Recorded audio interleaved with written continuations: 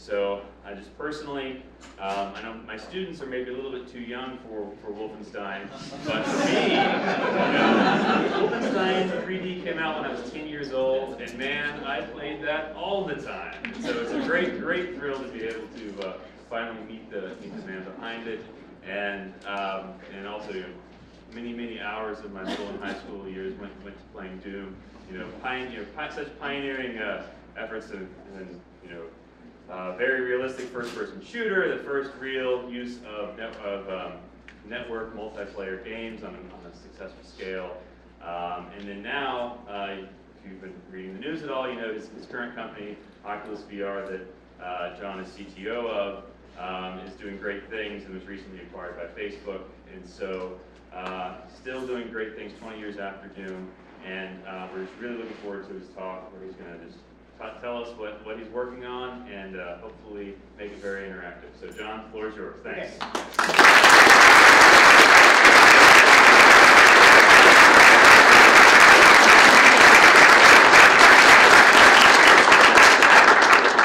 All right, show of hands. Who's seen me talk at QuakeCon before? Okay, so you know the drill. I'll sit here and talk for a few hours till everyone gets tired. But since this is a little bit smaller venue here, I like to experiment with trying to take questions midstream. So I'm going to go in somewhat chronological order. So if you want to talk about something in a particular era, go ahead and get a hand raised, and I'll try to go ahead and answer questions at that point rather than wait until the very end, which may drag out a long time into the future. So usually I'm happiest to just sit down and talk deeply about whatever engineering work I'm doing at this very moment. And I can do that for an almost arbitrary amount of time. But since this was titled 20 years after Doom, we are going to go ahead and take a little bit of a retroactive history walk through the lens of what I'm doing right now in virtual reality. And it's interesting how much things that were done over 20 years ago still have that seed of where I wound up now. So in some ways, some things have come full circle from the way I started out. And also, since this is a university lecture, this was a welcome invitation for me, because I felt guilty these last couple years since I moved to Highland Park that I haven't engaged more with the university that I'm this close to. I know I introduced the Guild Hall when it was first founded here, and I really haven't had much of anything else to do here. So I'm happy to be here and kind of share some of the experience that I've gotten over all of these years. Now, one of the things interesting is, when I was a teenager, when I was working with computers at the time, I had this strong feeling that I was missing the golden age, that I had been born a few years too late, that all these exciting things that were happening, the Wizardries and Ultimas, these early games that were selling tens of thousands of units on the Apple II, and I was stuck in junior high or high school, just not able to kind of work on these things that I really wanted to at that time. And there was a great book, Stephen Levy's Hackers, Heroes of the Computer Revolution, which I probably read 2 or 3 times when I was a teenager. And I just so thought, I should be here, I should be doing this, I should be in this book, and I was probably a little bitter about it at the time. And that's one of the real things that's come with experience here, is to see that these things where you think there's this opportunity or this golden age, they're just coming along at a regular pace. I mean, all of these things, even if you just look at gaming, I thought, oh, I wanted to be there for those 8-bit, these early 8-bit gaming titles. But there was, after that, there was the Amiga and then the PC revolution, which I wound up kind of catching on to. And then since then, even in gaming, there's been mobile feature phones, mobile smartphones, Facebook games, web games, free-to-play, Steam, all of these things that have been similar opportunities where, and they're probably happening at an even faster rate. A lot of those happened just in the last 5 years. This isn't where you have to wait another decade for things. So that's one thing that I'd like everyone to take away, that keep your skills sharp, and if you miss an opportunity, you can just wait for the next one. Keeping your eyes open for as things change, there's going to be more and more opportunities. And avoiding chasing the last big thing is probably a really important thing to do, because you can spend arbitrary resources going after something that's already developed. I mean, so many people that want to make games now are just looking at the AAA game titles, these things that now cost $50+ million to develop, huge teams, and there's great work going on in all that, but the exciting things are really happening in the smaller spaces where you can go in, and it may still be a small number of people that can go in and make a difference on something by applying things that maybe worked in a different sphere and now come into kind of a brand new light under new environments.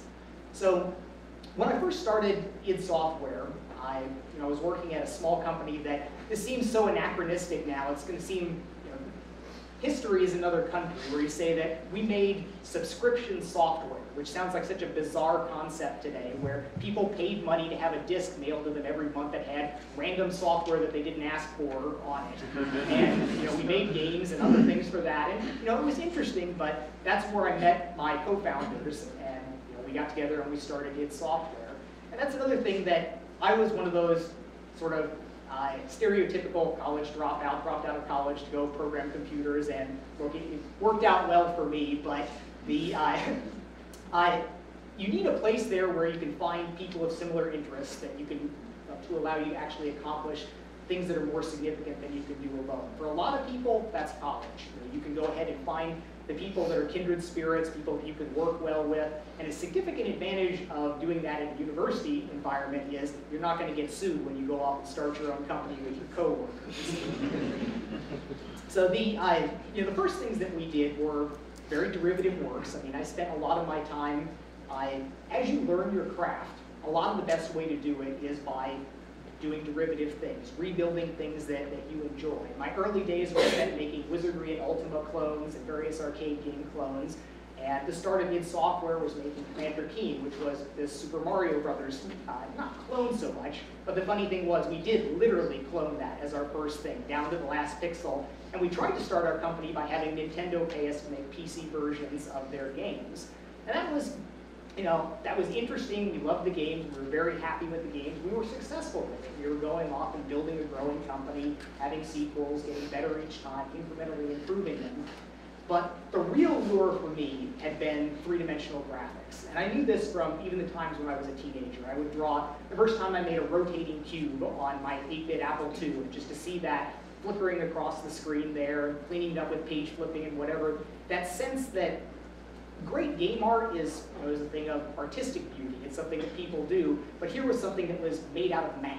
And it was something that, with no artistic talent, I could build this thing that looked interesting on the screen.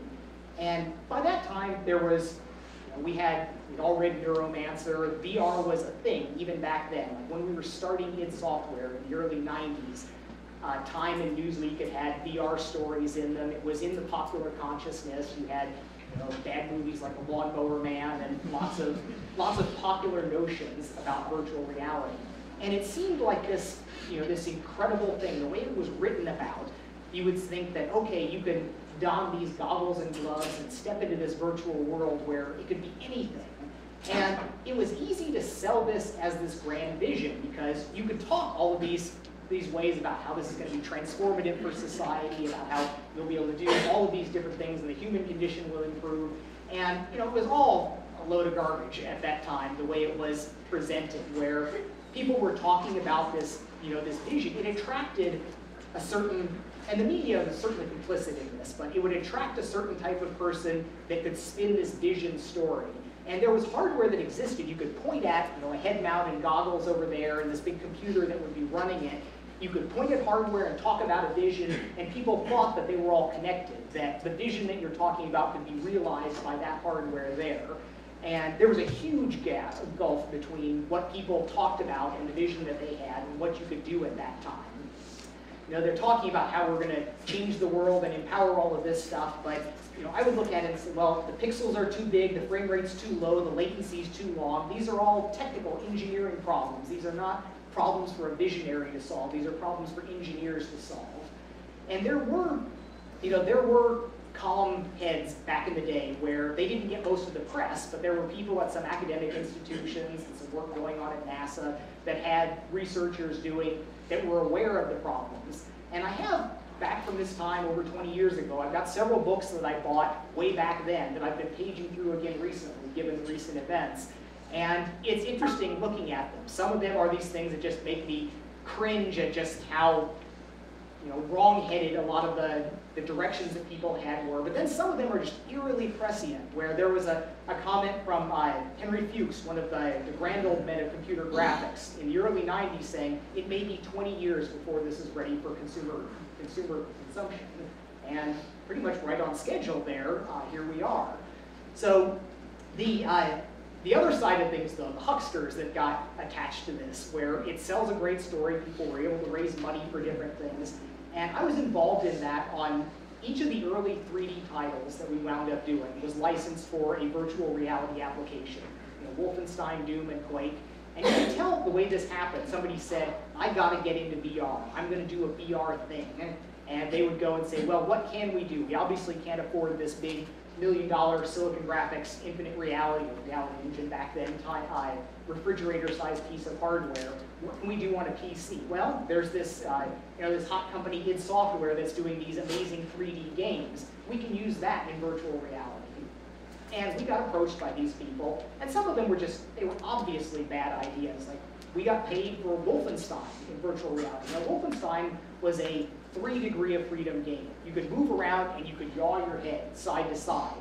So somebody built an arcade cabinet, and they had one of the big head-mounted displays that cost many thousands of dollars. You could put that on your head and have Wolfenstein projected on your head, in front of your eyes. And you could turn your head and rotate there. So you could say it's a head-mounted display, it's virtual reality, but there were so many things wrong with that picture, where most of the early virtual reality demos, they were head-controlled demos, where you would not think about what you want from virtual reality is this sense that you are in a different place, that your brain and your sensory systems are fooled into believing that you are actually there. And now that is possible. You get the right hardware, the right equipment, and the software is all set up right, and you can do that to a point where you get this sense of presence, where you can look around, and yes, you're still looking at graphics, you can tell they're computer rendered, they're not photorealistic, but your body can buy into this sense that you are there. None of the early VR demos were like that at all. I mean, I call them head controlled because you could be in one of those and say, well, I want to look over there, and you look your head up, and then the world drags around to follow you there. They usually were not set up so you had the correct perspective. Like, people would take Wolfenstein, which had like an 88-degree field of view or something, and it would be in this random head mount that has a 60-degree field of view. So the perspective's not even correct, even if you were looking at the right area, not rolling your head, doing all of these other things. So it just wasn't even close to right there. But we took their money for each of these companies to do that. I mean, I could tell early on that this is, these are not going to win. This is just going to lose. But if I feel a little bit bad about, they raised money from somewhere. They took somebody's money and they gave it to us to get our software to make their product that I knew wasn't going to work. But that was, that was the lay of the land back then. I never personally got to experience the very highest end things. I mean, there were systems back then by people that did understand properly referencing the geometry and the projection matrix to exactly what you're doing, and that understood frame rate, and that understood, most of the bad systems were these blurry little LCDs from portable television sets, extremely low resolution, very long switching time, but there were some high-end ones in government labs that had little CRT displays, which maybe you don't want sitting next to your brain for extended periods of time. They were low persistence, low latency, high performance, could be driven by $1 million worth of SGI or Evans and Sutherland image generation equipment. So there probably were some systems back then, but I never got to experience them. The things that I could see were the things that people would show at trade shows or that were portable enough to move around. And we all understood the vision. We understood how we wanted Snow Crash, we wanted cyberspace in the metaverse, this land where we could create whatever we want. But the hardware just wasn't there at the time. And in many ways, there was a severe cultural issue why that generation of VR wasn't going to happen. There was the kind of the huckster culture of, you had people that were long on enthusiasm and short on talent. They could raise some money, they could cobble some systems together, but they didn't have the engineering chops to actually make it better. And it really was premature to do at least a reasonable consumer price point.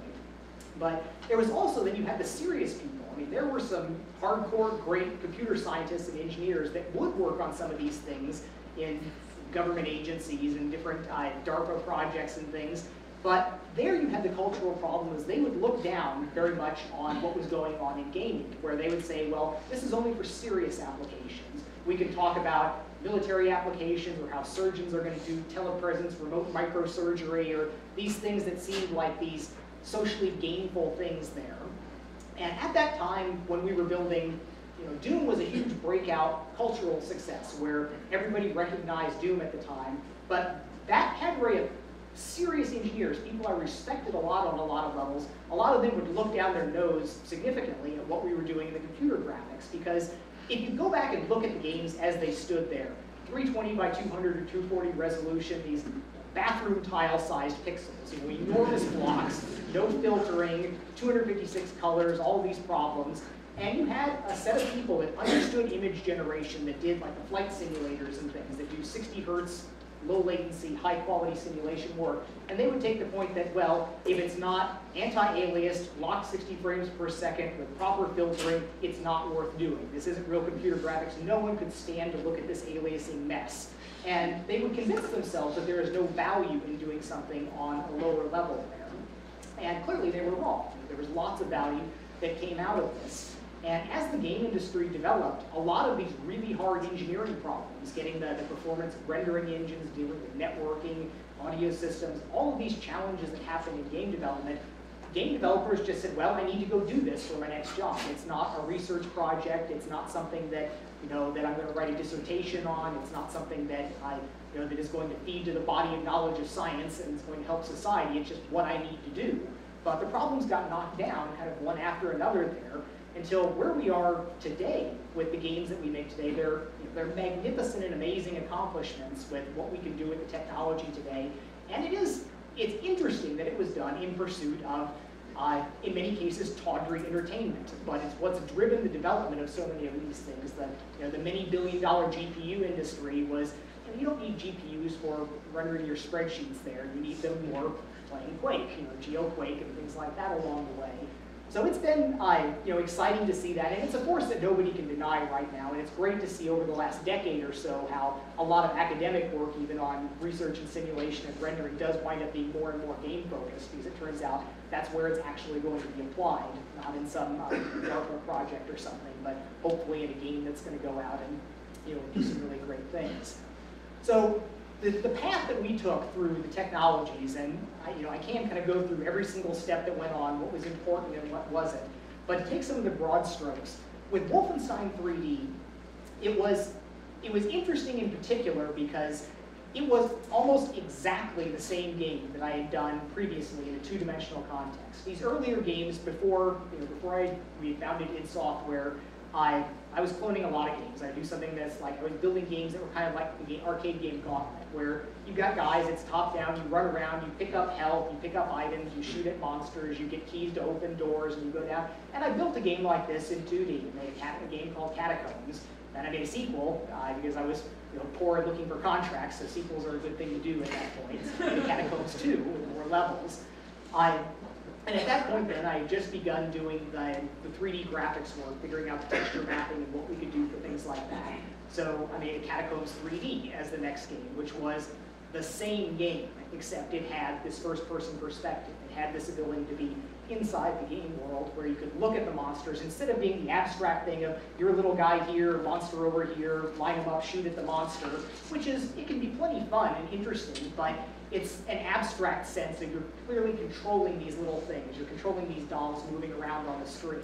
Where same code, literally some of the pathing logic was exactly the code that was taken from that. Put it into the first-person perspective, so that all of a sudden you're seeing it in perspective, and you can round the corner and see the monster full size right there. We were seeing reactions that we had never seen from games before. We had people that would fall out of a chair. They'd be walking around, they'd turn around, and literally fall out of a chair. And that's something that games never did that before. You just didn't get that from however intense your 2D shooter was, where you're in the middle of some pitched battle and intently focused, or Robotron or whatever. That can be intense, but it doesn't have that sense of shock. So the notion that a changing perspective can take something that's common or even overdone or past its kind of use-by date there, an old concept, changing the perspective can make that exact same thing then extremely valuable and powerful in a new way.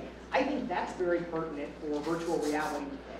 I think that there are whole swaths of things that people used to do in gaming, different genres of gaming that haven't stood the test of time, haven't stood up to things in traditional two-dimensional rendering on a TV screen, that projected into virtual reality where you're in there with them, they're going to add a whole new lease on life. And I think that all of the different tropes and genres that we have in gaming will get another kind of shake through the sieve of virtual reality to see what winds up working out much, much better there than it did in the previous cases. So I'm excited to see people go in and take their favorite genre from some previous old game console or something and see what's this going to look like in virtual reality.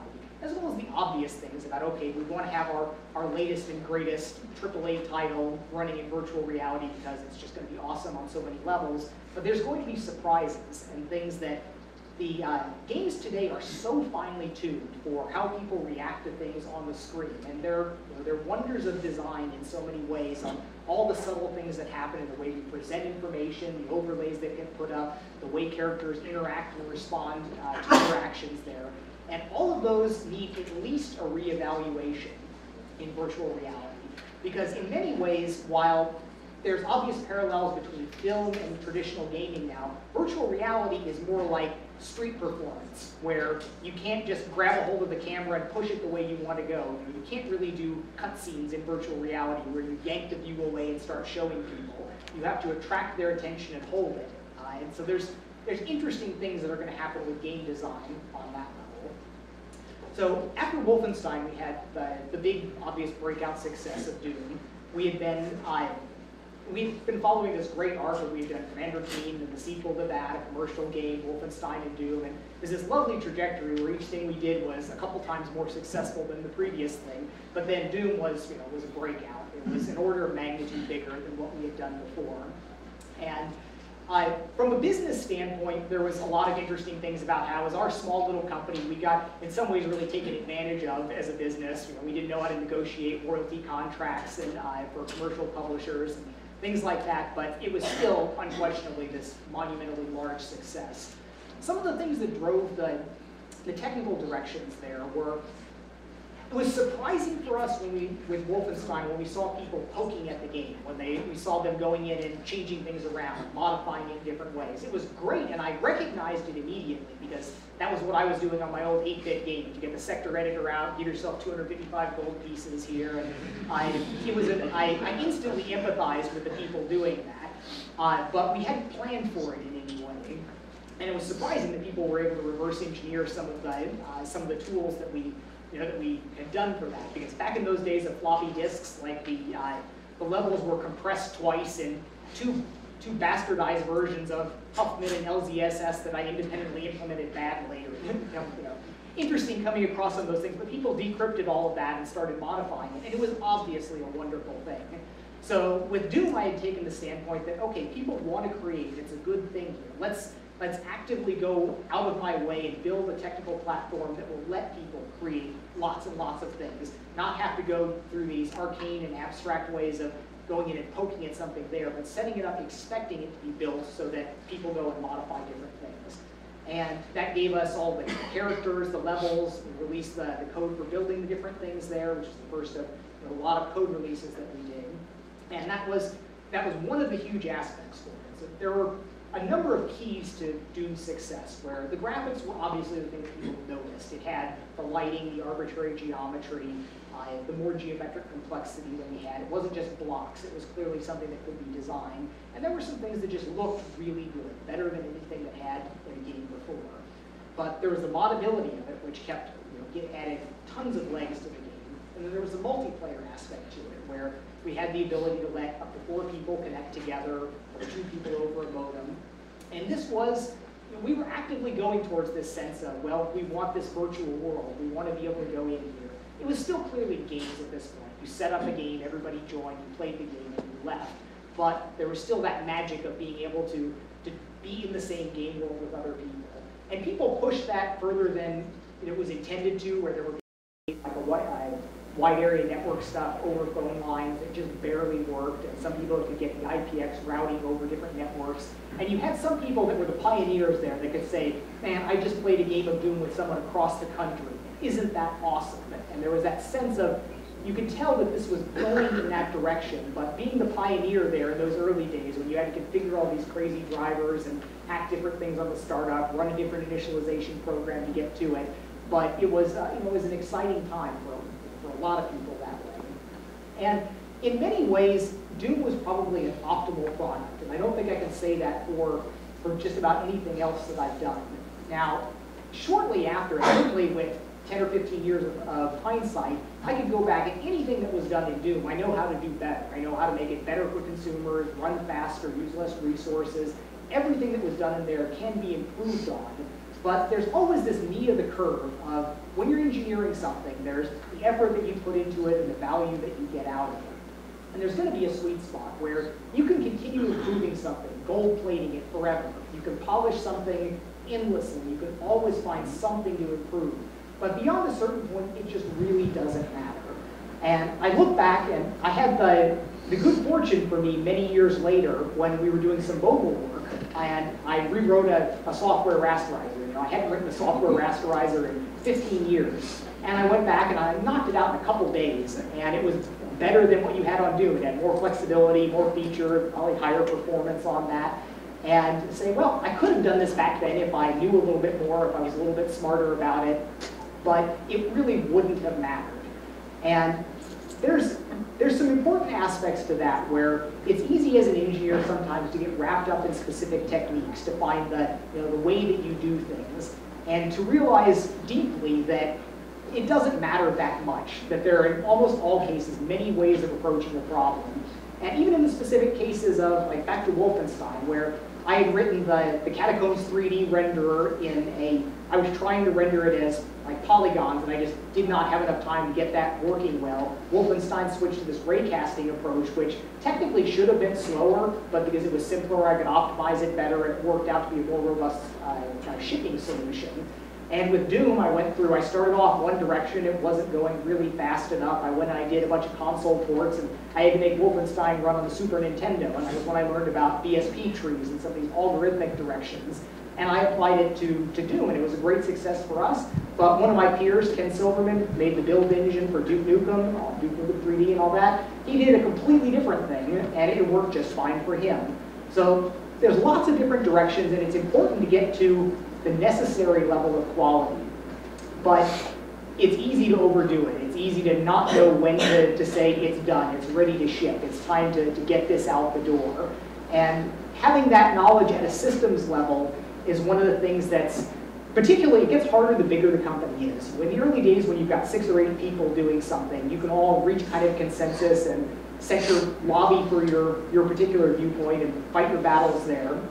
But it gets really hard when you've got 50 or 100 people working on a project. Now, it's easy to lose sight of the value equation there, where everything that you're doing as an engineer should be in service to the consumer, who's going to wind up using your product at the end of it. And it is all too easy to get wrapped up in some little thing like I could be doing static code analysis and say, I'm being virtuous, cleaning the code base, removing these potential faults for it.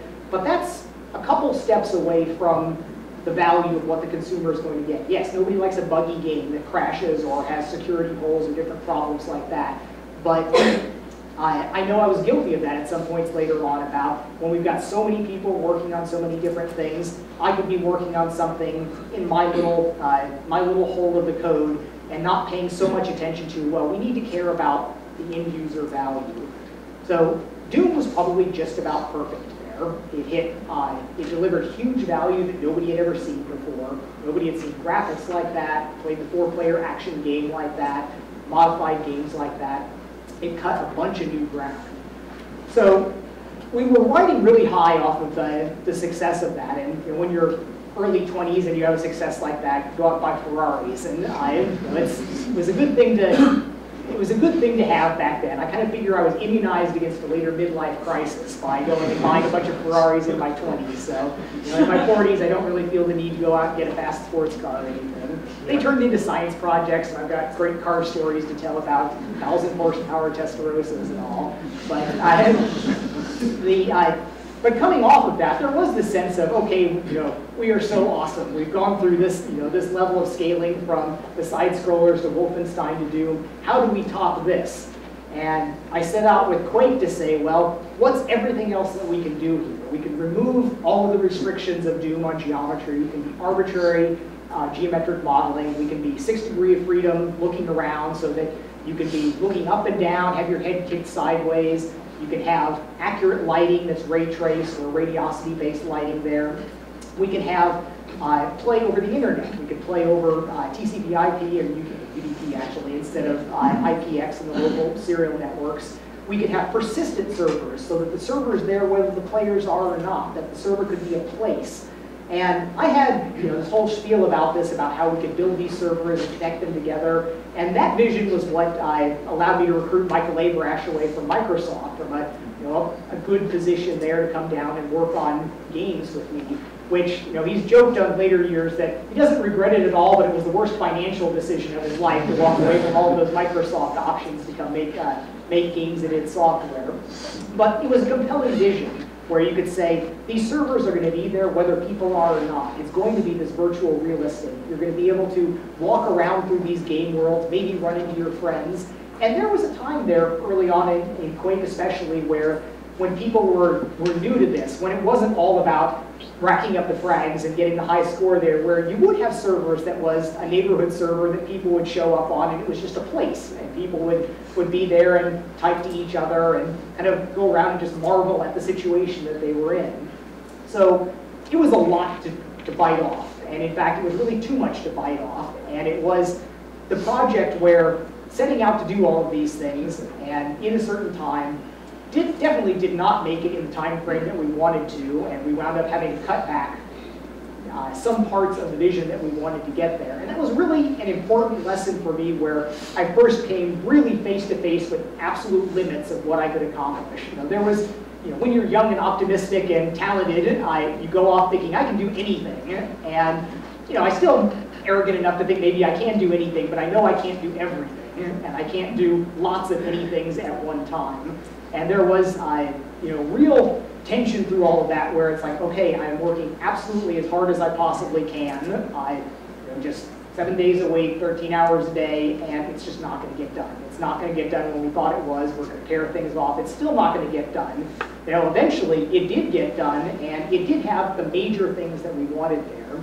It had the extreme modability, the dedicated servers, and the 6-degree freedom graphics.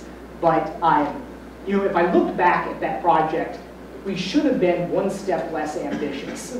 I really should have just kept the extreme modability with the scripting, the internet dedicated server play, and done it with a Doom level engine.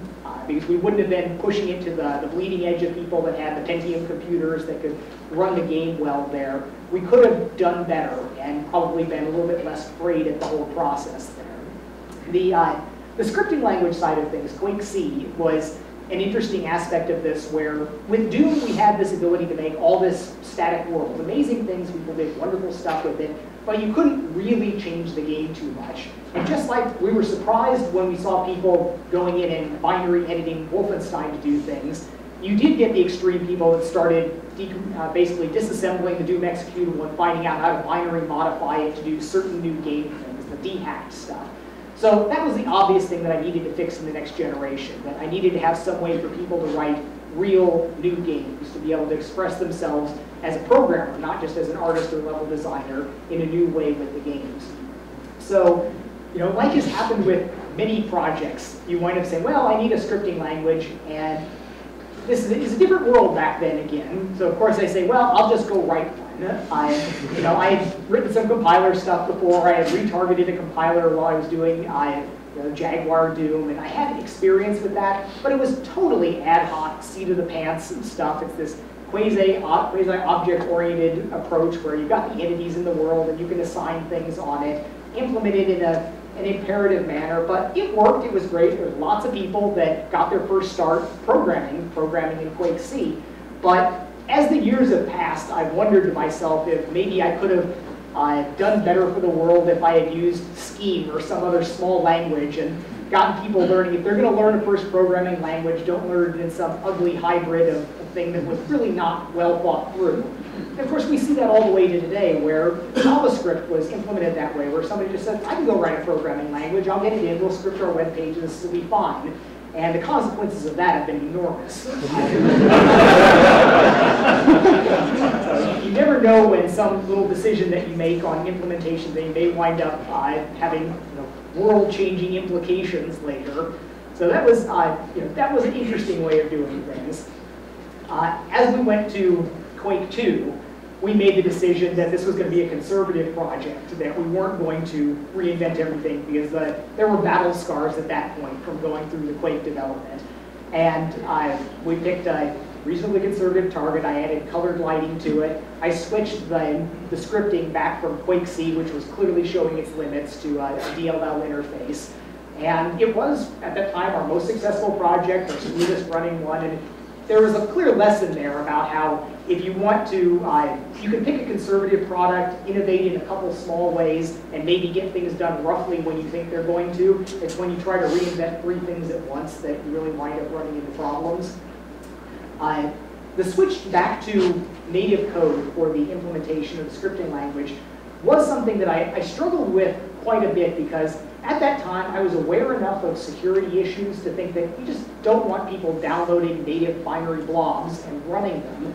But it was, we were seeing all these Netscape plugins and eventually ActiveX stuff. It struck me as so curious that this was happening and it wasn't disastrous. And it's still surprising to me that more game type things haven't been security disasters. That it's the topical point, the topic of the month with Heartbleed and everything, how it's so easy for anything that's network accessible to be exploited in various ways, especially if it's written in a memory unsafe language. And you expect some level of oversight in your SSL or whatever, but games are driven by get this done at this point as quickly as possible. If people can talk to each other, who cares? And in later years, one time when I wasn't doing the network code, I spent an afternoon doing kind of white box penetration testing and said, well, let's go ahead and just step through all of this. And sure enough, within a couple hours, I found a buffer overflow in some of our code. Now, it was code that was, in theory, debugging code. In theory, it shouldn't have shipped, but that's led to many, many problems over the years. And the game developers security is not their priority. And I am surprised that there hasn't been some global catastrophe of some, one of these games, especially the free-to-play games now that have obvious network connections that are being played by millions and millions of people, it's kind of terrifying if I sit and think about it too much. And that was one of the reasons why with Quake 3, I made the change back to, I think I took the best of both worlds with Quake 3 Arena, where we wanted a flexible scripting language, but I wanted something that wasn't an insane binary blob to download. So I implemented plain old ANSI-C, and it could be either interpreted as essentially a bytecode, or it could be compiled and run just-in-time compiled on some platforms, or you could, if you wanted to and understood the risks, download a binary blob. So that was, in many ways, Quake Arena, Quake 3 was the kind of culmination of one of the major technology arcs. By this point, I had done these engines 3 times. We had been through it enough. We understood a lot of these issues. But the couple things that we were trying to innovate on there, it was a negotiation amongst the partners at id Software for what we were going to be doing with our products. I really wanted to do Quake Arena because I wanted to do a GPU-focused game, and I wanted to do a multiplayer-focused game, but that was not a universal opinion in the company. And there's good reasons for it, where on the networking side of things, we had plenty of people playing Quake online, but plenty does not mean that the million-plus people that you want to buy a game of that caliber at that time. There was the real question of like, okay, most people still have modems, and a lot of people were at the fairly bad modems. And in fact, as modems evolved, they got worse for gaming when they added all these layers of compression and error correction there.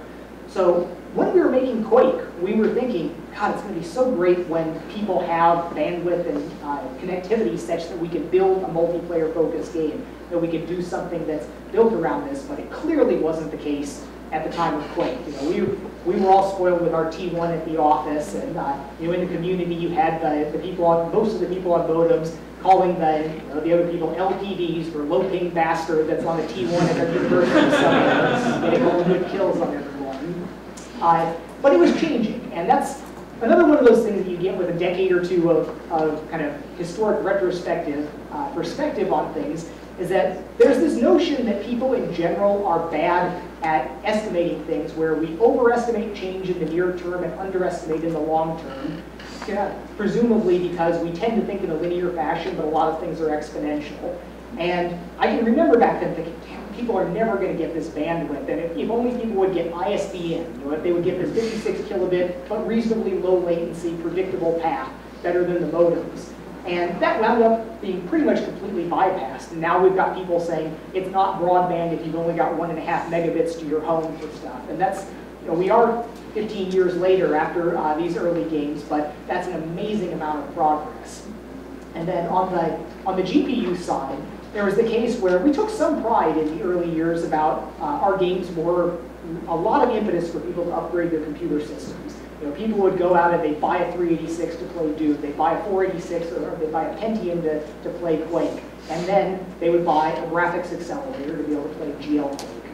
And this was one of the things that I missed a lot, but at that time, after we had shipped Quake, while kind of the rest of the company was building this derivative product with Quake 2 in some ways, I was doing these experiments, and this was, we don't see this in the gaming industry today, and it's a damn shame, but I was able to take our media and make these experimental products that we just released for free. I made Quake World, where I was experimenting with lower latency prediction for better network play, because the original Quake, it played good on a network, it did not play well on a modem, it just wasn't a good experience. So I was able to do this research release that included this stuff, and there's a whole separate community, and to this day, there are still people that play Quake World and people that play Quake, and they're different communities, and it's interesting after all of that time. But then the other one that had really far-reaching repercussions was the desire to make a hardware-accelerated version of Quake.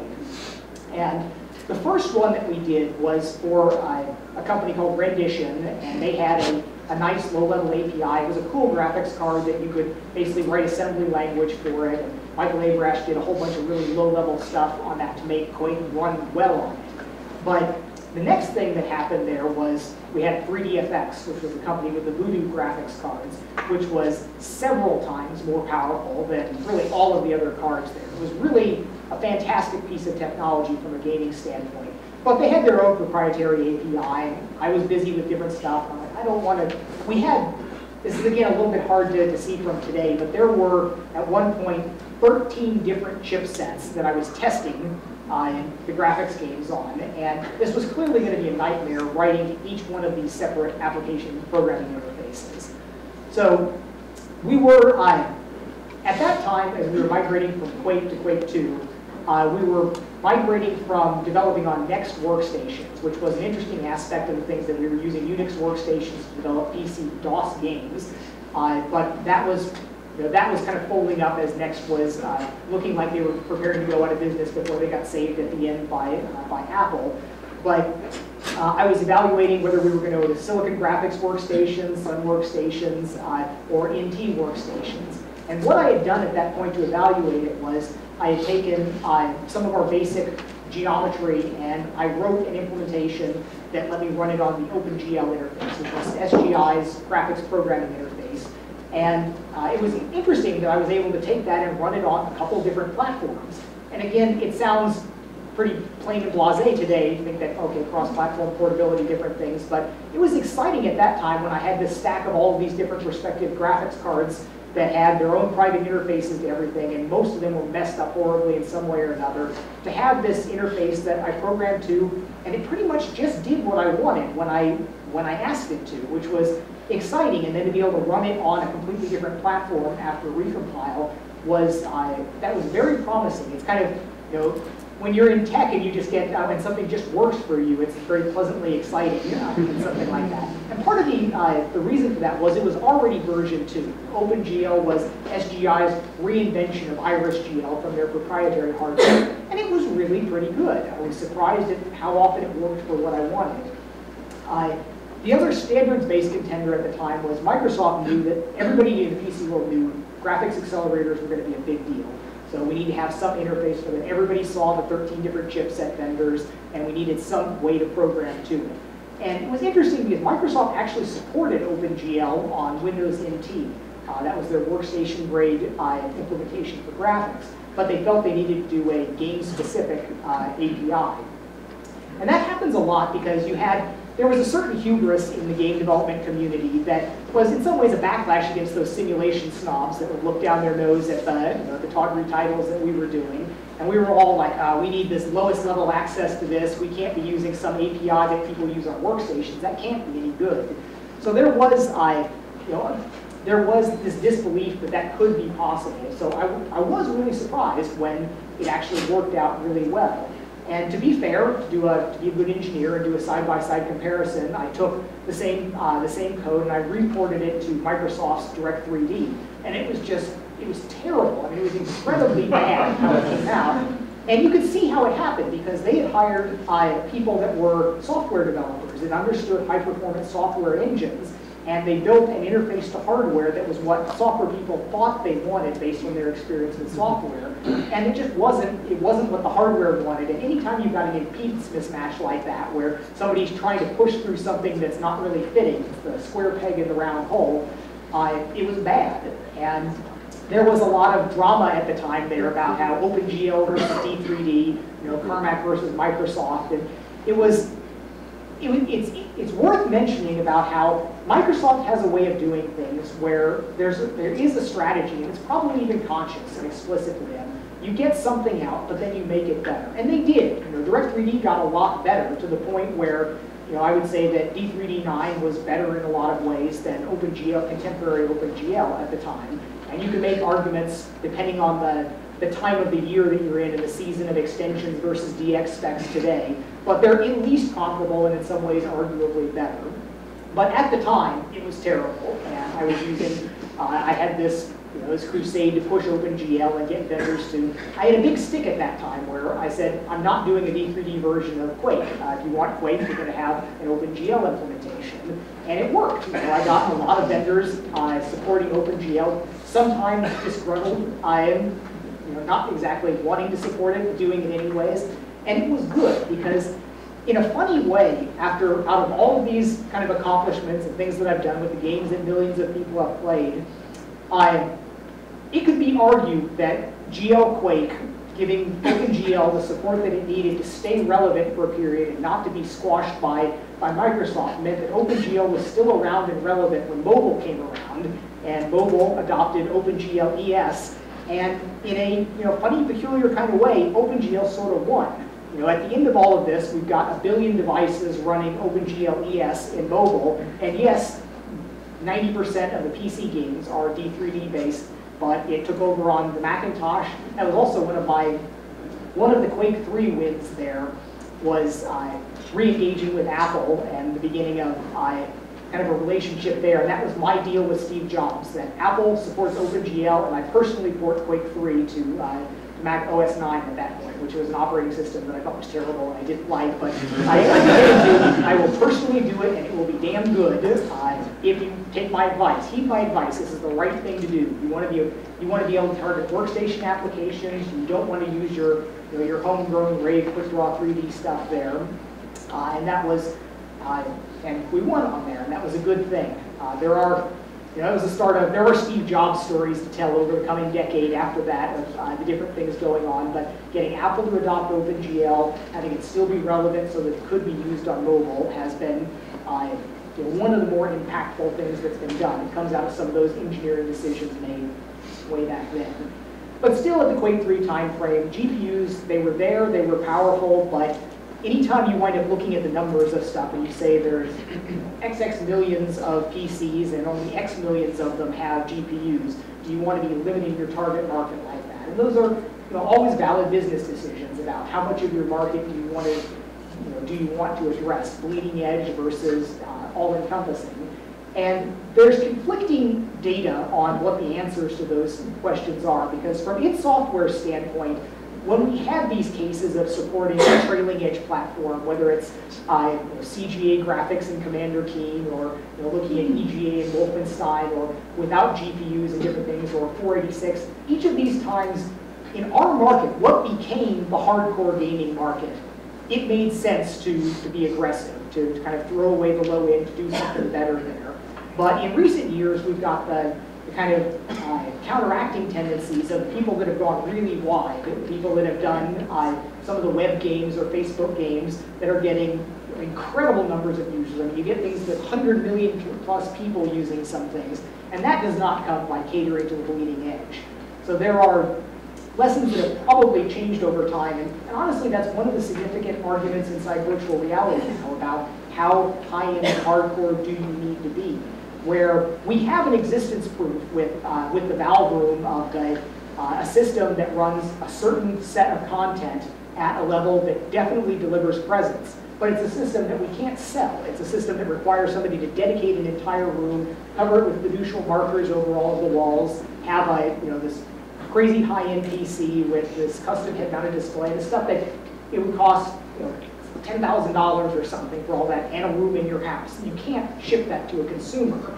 So how many steps back can we take from that? Can we deliver something that people can run on a laptop? Can we deliver something that on a mobile device? And there are active arguments inside Oculus about what level is necessary, because there are aspects to the perception and presence and the sense of being there that influence more important things than they did in 2D, where the sense of simulator sickness, where we have our proof of concept of nobody gets sick in this room, but we can't ship that room. What can we give up from that to step back down? Can we trade off something in frame rate, something in latency? We have schemes and strategies for things that we think can help let us do it on lower-end platforms, but those are important things that we're still really figuring out. So Quake Arena was a little bit of a stretch there, where we were looking for people that cared about multiplayer, had a decent enough network connection, had a graphics accelerator, but it came out. It's probably still what I look back as my favorite title. It was a pure play. It was simple. It was elegant. I was proud of the title there.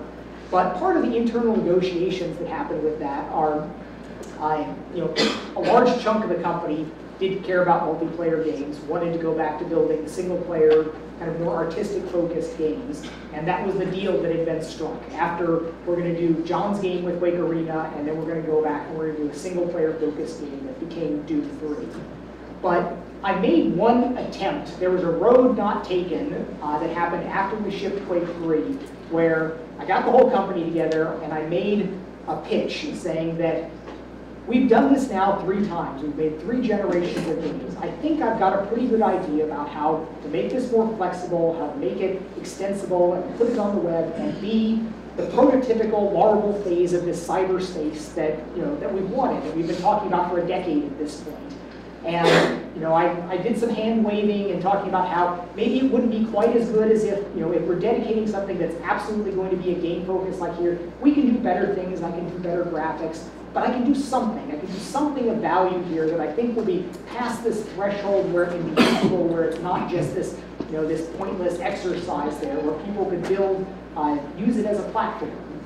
And and it didn't go over well. I mean, their response from people was, John, we make games. This is what we do. This is what id Software is. And and I knew I wasn't going to pitch a fit about this because I had already made the bargain before Quake 3 that it was going to be Quake 3 and then we were going to do a single-player game. So I figured that the deal's been struck, so we set out back into single-player land with kind of vestigial multiplayer on that. And that was really the start when the developments really got out of hand in terms of how long it took us to make the games, how much content was required. We were taking 4 years for that title, 6 years for the title after that.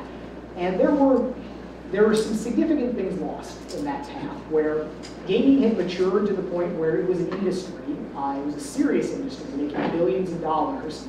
It had been great to be, see some of the DNA of the earlier things. It's great to see going through there where Quake was the underpinnings for Half-Life and all the Source Engine games. Quake 3 was our most widely licensed engine that still lives in tiny little bits and crumbs of code in Call of Duty today, which is amazing to think of. But it was not quite the Wild West anymore, where throwing everything out and writing it all from scratch again was probably not the very wisest things that that could be done at that time, because rewriting everything just got bigger and bigger, and it took more and more years to go through and build each project.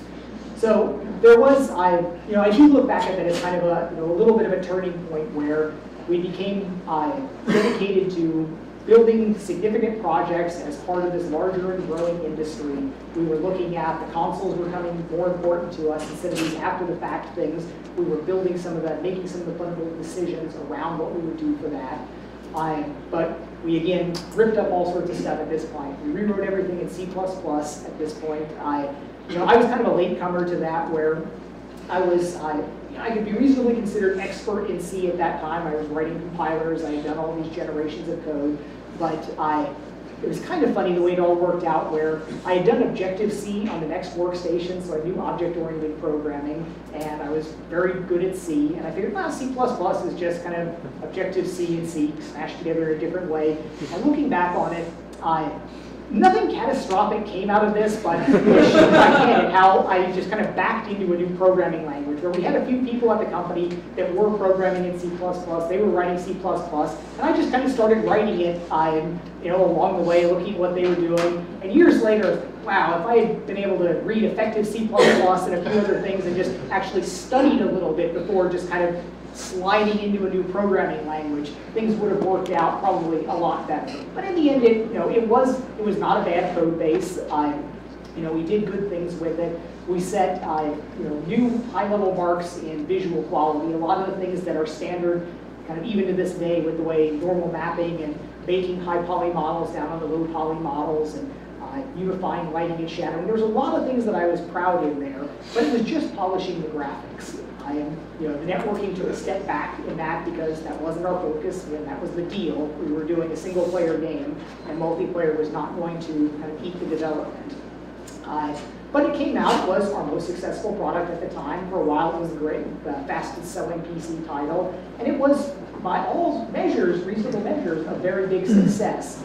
But it didn't have some of those things that felt like the soul of the earlier projects in them. And then following that up with Rage at a 6-year development cycle, we spent an entire console generation. We were doing cross-platform development where it was cool technology we could deploy on the PC, the 360, and the PS3. And it was very high-quality code. It was all tightly analyzed. We did great work through all of that, but it just took too damn long to create. By the time we were done with it, many of the design decisions and things that we would be looking at on there were no longer what they should be. And there was a real acknowledgement from me consciously that in the early days we took this pride about when's the game going to ship, when it's done. We were our little independent company. We weren't relying on publishers. They couldn't push us around and tell us what to do. We're not going to ship something out before it's ready. And that's still absolutely valid.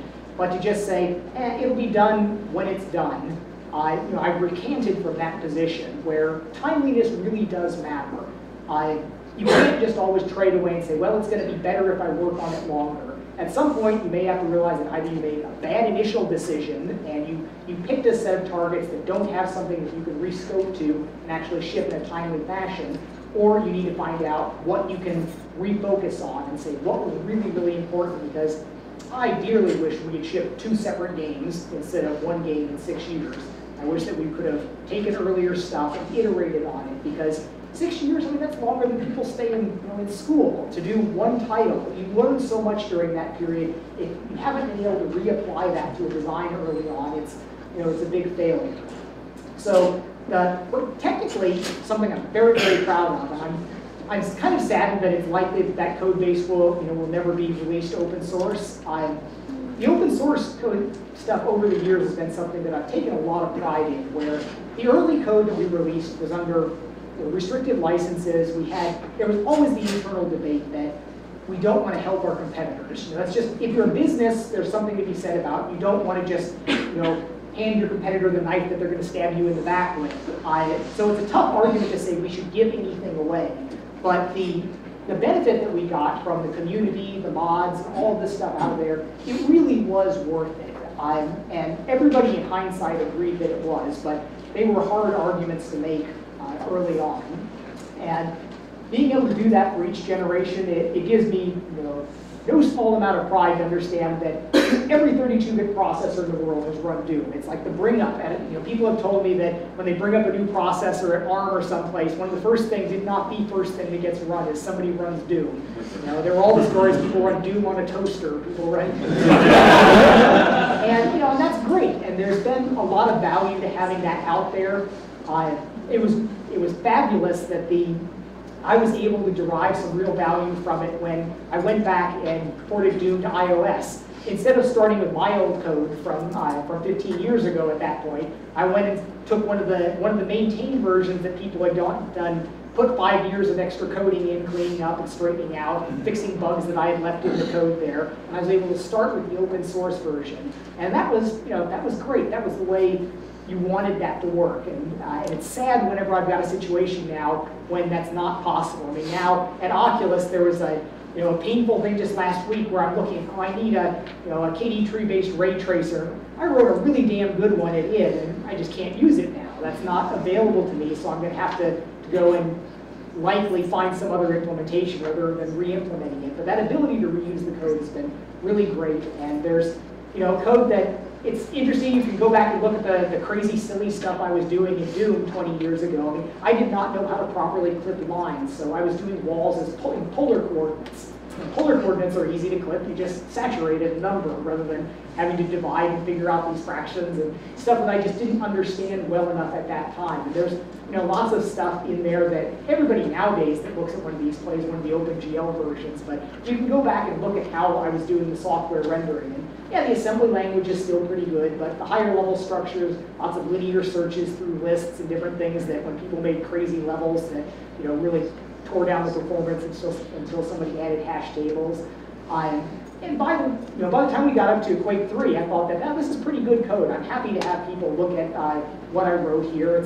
I can always go back and say I write a lot of things better. I'd be const correct through everything. I would do additional static analysis on all of it, but it's pretty good. And then the Doom 3 code base had a bunch more people working on it. It was our first foray into the object orientation, but it's also pretty good. But there's a lot to be proud of in the Intech 5 code base. I am still very thankful that ZeniMax supported me doing code releases for the Wolfenstein enemy territory, allowing me to do the GPO mobile work and some of the other things there. But I wouldn't hold my breath for an Intech 5 code release coming at any time in the future. But so during these long marathon developments of Doom 3 and then Rage, I had these opportunities to go and spend a little bit of time to kind of keep myself sane working on a small project. We didn't have any more of these small experimental things that I could do. I always wanted to take Doom 3 and do like a random level creator and do something more multiplayer focused, and we just never did those things anymore. There was QA process and publishers involved, and it just didn't happen that way. So what I wound up doing were some mobile projects, and this was, it happens that it's not a grand strategic thought. It was, my wife got me a new mobile phone at some point. I looked at it, there's some games on there. Man, these games are terrible. So look at the specs of the phone, and it's like, oh, this phone is pretty powerful. It's got 16-bit color graphics and megs of memory and all this. And I'm like, well, I'll poke around a little bit and see what I can do. And that was, again, the benefit of an open platform there. That particular phone was a J2ME or a Java phone. So it was not a closed platform. It wasn't like getting your Nintendo DS and saying, how do I become a DS developer? You apply to Nintendo. For the Java phones, you just get a cable, you plug it in, and you download the SDK. And it's terrible software development stuff at that point, but you could still do it. It was that sense, it felt almost like one of the old computers where you just download all of this, set something up, and hey, I've got a little picture of an image showing up on the phone. And that was exciting. We were stuck in these long cycles with no end in sight for the mainstream projects. The idea that maybe we could just throw something together kind of quickly on this. It'd be like the good old days. And I did go and say there was this feeling out process saying, look, this was a new situation for a long time. We had been prisoners of our own success at id, where we made FPSs. We invented the FPS. We make FPSs. Every product was an FPS. But to step back and say, well, this is something new, and it's actually not fast enough at that point to do an FPS, so I get to go do a different kind of game. And to step back and reevaluate all of that, and we wound up with doing Doom RPG, which was, yes, it leveraged our intellectual property, it leveraged my being a 3D programmer, but it was this sort of turn-based-ish RPG thing, and it was great. It was a success. It was not a world beater where we didn't sell millions of units, but we made money on it. We followed up on it with Orcs and Elves and Wolfenstein RPG, and these were. So we were there in the mobile space, and then the iPhone came out, and that was one of the, we had a big argument about that where the iPhone, I think this is going to be big now. I think this is going to be something we can do awesome stuff on it, these little games that we're making. But we were, again, sort of a prisoner to our own success, where we had this stable, successful mobile line that was, that was generating revenue. We had kind of the development team sort of booked for all of that. So we kind of missed the first great window of opportunity there, and it was only when when Cass actually got to it and was doing some iPhone work, and we just said more or less one night, let's make Wolfenstein run on here, and that was again me just saying, well, I can steal a little bit of time. It's not like we're in continuous crunch on these multi-year projects. Let's just go do Wolfenstein, and it was great. It worked. It was fun, and followed that up with some other stuff. So it was, but there was still that sense that all I got to do was spend these little bits of time on the project. So we were there with mobile, and that kind of hurts in retrospect, where mobile became incredibly huge there, and we were doing mobile work. We had everything. We could have kind of plowed through and done that, but we weren't. We were focused on the big projects. And similarly, we had there was the idea that we were going to do free to play with Quake Live, where we're going to take the old project that I loved and see if we could find a way to to do it without requiring people to pay. We were looking at in-game advertising, which turned out to be a fail on the PC platform, but still the idea there that obviously free-to-play is huge now, and it was another kind of ball that got dropped there, where we were kind of there. It was, it felt like something worth doing, but we were focused on other things. Then after we finished Rage and we shipped it, I treated myself. I said, okay, 6-year development process, I'm going to do something kind of fun. I'm going to look back at the head-mounted displays in virtual reality. It's been 15, 20 years since I've looked at this. Surely they've sorted out all the issues by now. We're looking at computers that are close on 1 million times more powerful than we had there. Surely, all the awesome stuff that I wanted to do back then, somebody must have come along and just done it by now, because you don't get that many orders of magnitude of power improvement and not have stuff just almost spontaneously happen. So it was shocking to me when I went through, bought some head-mounted displays, and they were still terrible. It was really startling. And I've had this in some cases where you misunderstand kind of the nature of the problem, where, like when I was building rocket guidance systems for Armadillo Aerospace and I got into it, I just naively thought, well, surely there's just a sensor that tells you where it is and which direction you're pointing, like a super GPS or something. And no, that's totally not the case either for aeronautics or for head-mounted displays on there. It's a bigger problem than it sounds at first glance. But still, I was surprised at how bad the head-mounted displays were. We had a generation of consumerized versions that were pitched as kind of portable movie theaters. You had the watch TV or something in these little sunglasses, but they weren't virtual reality glasses. They don't put you into this virtual world and let you explore and sense it. It's a little display, postage stamp size display, stuck close to your eye. But when I was looking around at this, I'm looking at this and saying, okay, nobody's done it yet, but it sure looks like all the pieces are actually here. I mean, obviously we have computers 1 million times faster. The computer, your iPhone is more powerful than the infinite realities that ran the refrigerator-sized computers that ran those old demos there. So we've got that well and truly handled. So what's the state of position tracking and head-mounted displays? And so on the tracking side of things, it used to be in the old days, people would use ultrasonic tracking and a lot of these things that required a lot of processing, and they had a lot of lag to them. But we have all these micro machine sensors nowadays, the silicon machined rate gyros and accelerometers. These are cheap. They're in everything. They're in the phones and all the little tiny sensors. And sure enough, there are some sensors that work pretty well for doing that. But most of the code that was written for them was just terrible. It was code that was, in some cases, I'm still not even sure how some of that code was that bad. Where it's an amazing thing that you see in so many aspects of the world today where computers operate in the realm of nanoseconds. But so many things that you ask machines to do can take seconds sometimes. You know, and so you think, how can you squander billions of cycles? I mean, how does this happen? But every time you press your TV remote control and you say, it's like, why does it take 2 seconds to change the channel? You know, how can this take 1/10 of a second for this sensor to tell me what the new position is here?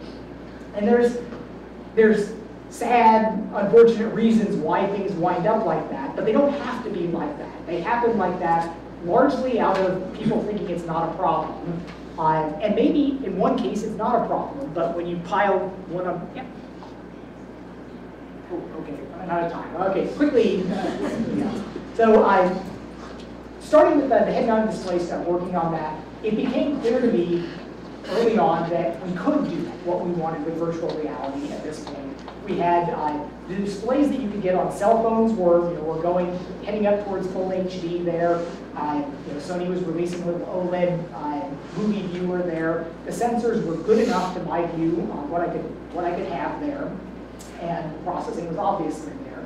So I was tinkering with this stuff, and I had made a few demos with it, and I had suggested to the executives at ZeniMax that we were just preparing to do the Doom 3 BFG edition, which was our console re-release of Doom 3, set up to run 60 frames per second. And that was going to be a tough sell. It's an 8-year-old game at that when it was going to be released. That how do you get people caring about that and excited enough to write about it? And my pitch was, well, this work I'm doing, let me do stereoscopic 3D TV support. I'm not a big 3D TV fan, but it's a buzzword, and you can make an interesting demo for it there. And then let me do a virtual reality version for this, because even though we're not going to ship this, but it will be something that the press will see it and they'll talk about it. And this was my pitch. And I said that this will be worthwhile. I've been tinkering around with this. Let me just, on the clock, spend a couple more weeks tidying this stuff up and working on this, and we'll have something that will pay for itself in greater promotion for Doom 3 BFG edition. So that was the plan, and we went through. I had, at that point, 3 head-mounted displays. I had one chintzy one that I had bought from a company that I didn't like much at all. I had the Sony HMZ, which was nice display, terrible latency, somewhat better field of view. And I had this one that I had cobbled together myself out of these 120 hertz OLED micro display drivers that was, fabricated an armadillo out of this bent sheet metal thing. That it was an interesting contraption there. But at about that time, that was when I crossed paths with Palmer Luckey, who had been building his kind of homemade head-mounted display that he was calling the Rift. And we interacted on a bulletin board forum, an MTBS 3D forum, and I just told him, look, I'm going to E3 and I'm going to be demoing Doom 3 that I've converted to work in virtual reality. I've got this low latency position tracking and all this stuff. Would you like me to take a look at your head-mounted display? And he just promptly mailed off his only working prototype to me. No NDA, no promise of return or anything. He just sent it to me, and when he got it, it looked like a small shoebox with some lenses on the front, and a little nose cut out there, and and some cables coming out of it. And wrong voltages, lots of problems with different things, but the huge difference was all of these other displays were 25, 35, maybe 45 degree field of view. But with the Rift, big old lenses, you could put it all the way up to your face and you would have a 90 degree field of view.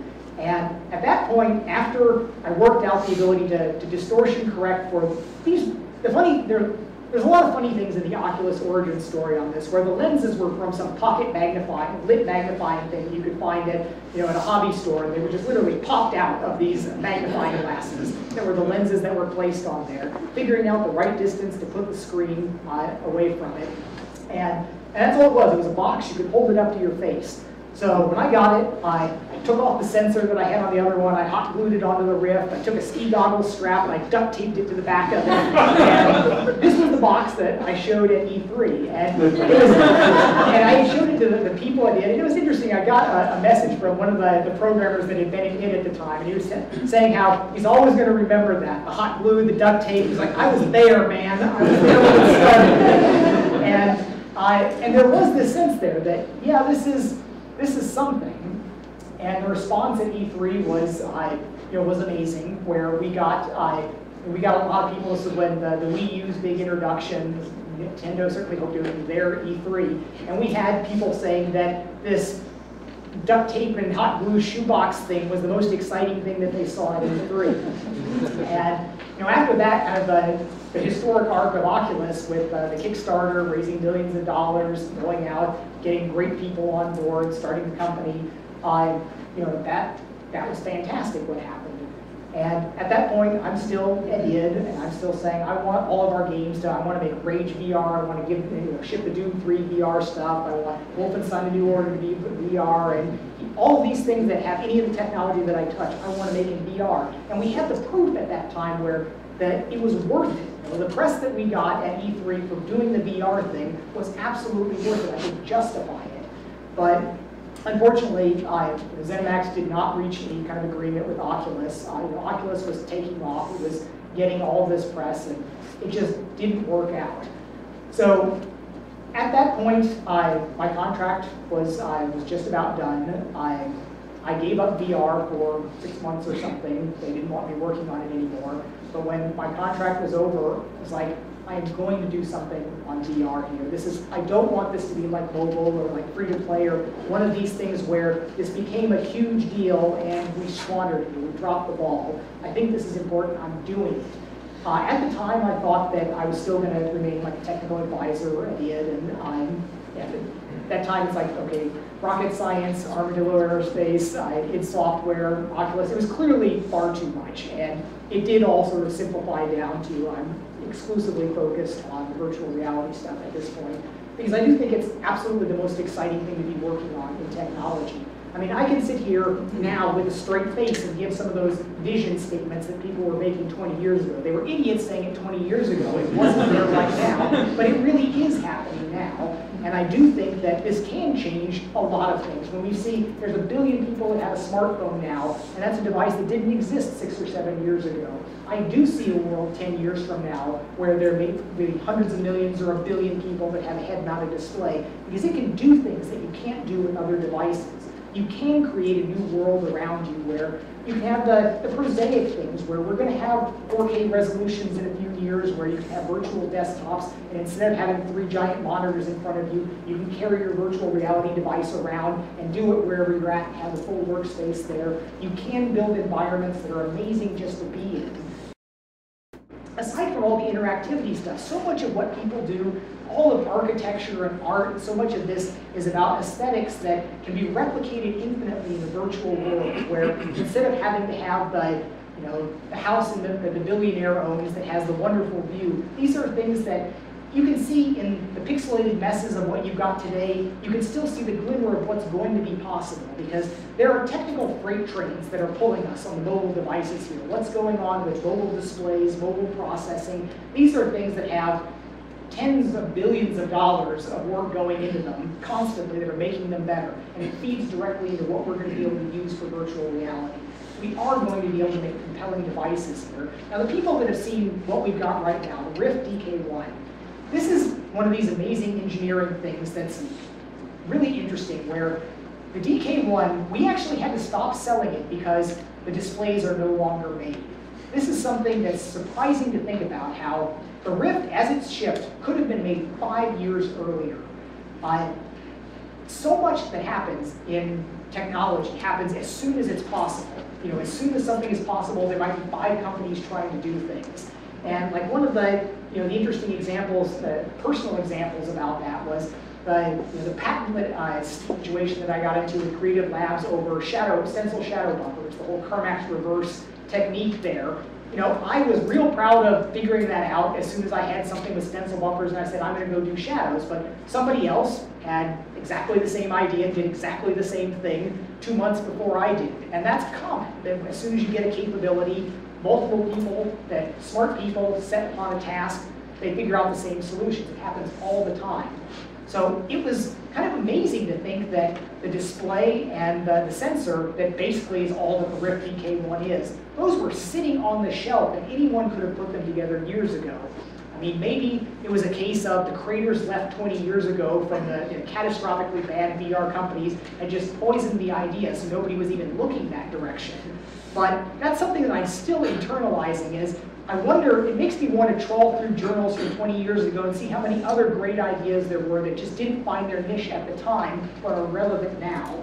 That so many things do happen the instant they're possible, but there's probably huge fields of ideas out there that are great and ready to be reapplied now. Somebody just needs to dust off the old ideas and kind of get to work on them.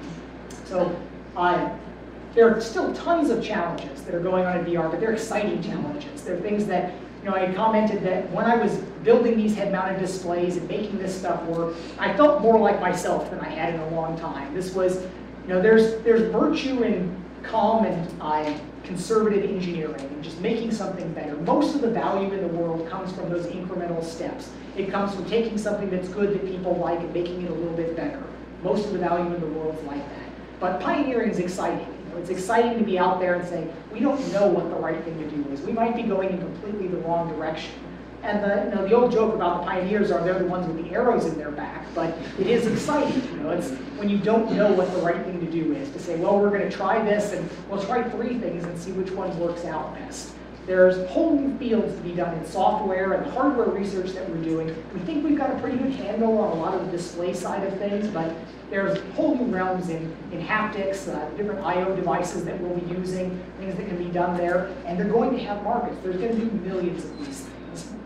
And it's exciting as a hardware developer, it's exciting as a software developer. There's all these challenges. There's the great aspect of, yes, I can dust off some of these hardcore optimization skills that aren't even really relevant to modern gaming, because modern gaming, you've got an abundance of resources and it's creativity limited. So the hardcore low-level optimizer does not have the same position that they would have had 10 years ago, because it's just less important. It's creativity driven and gated now. So it's great to be able to take some of those skills and apply it to a platform where, no, we actually care about, I want to go from 20 milliseconds to 5 milliseconds of latency on these things.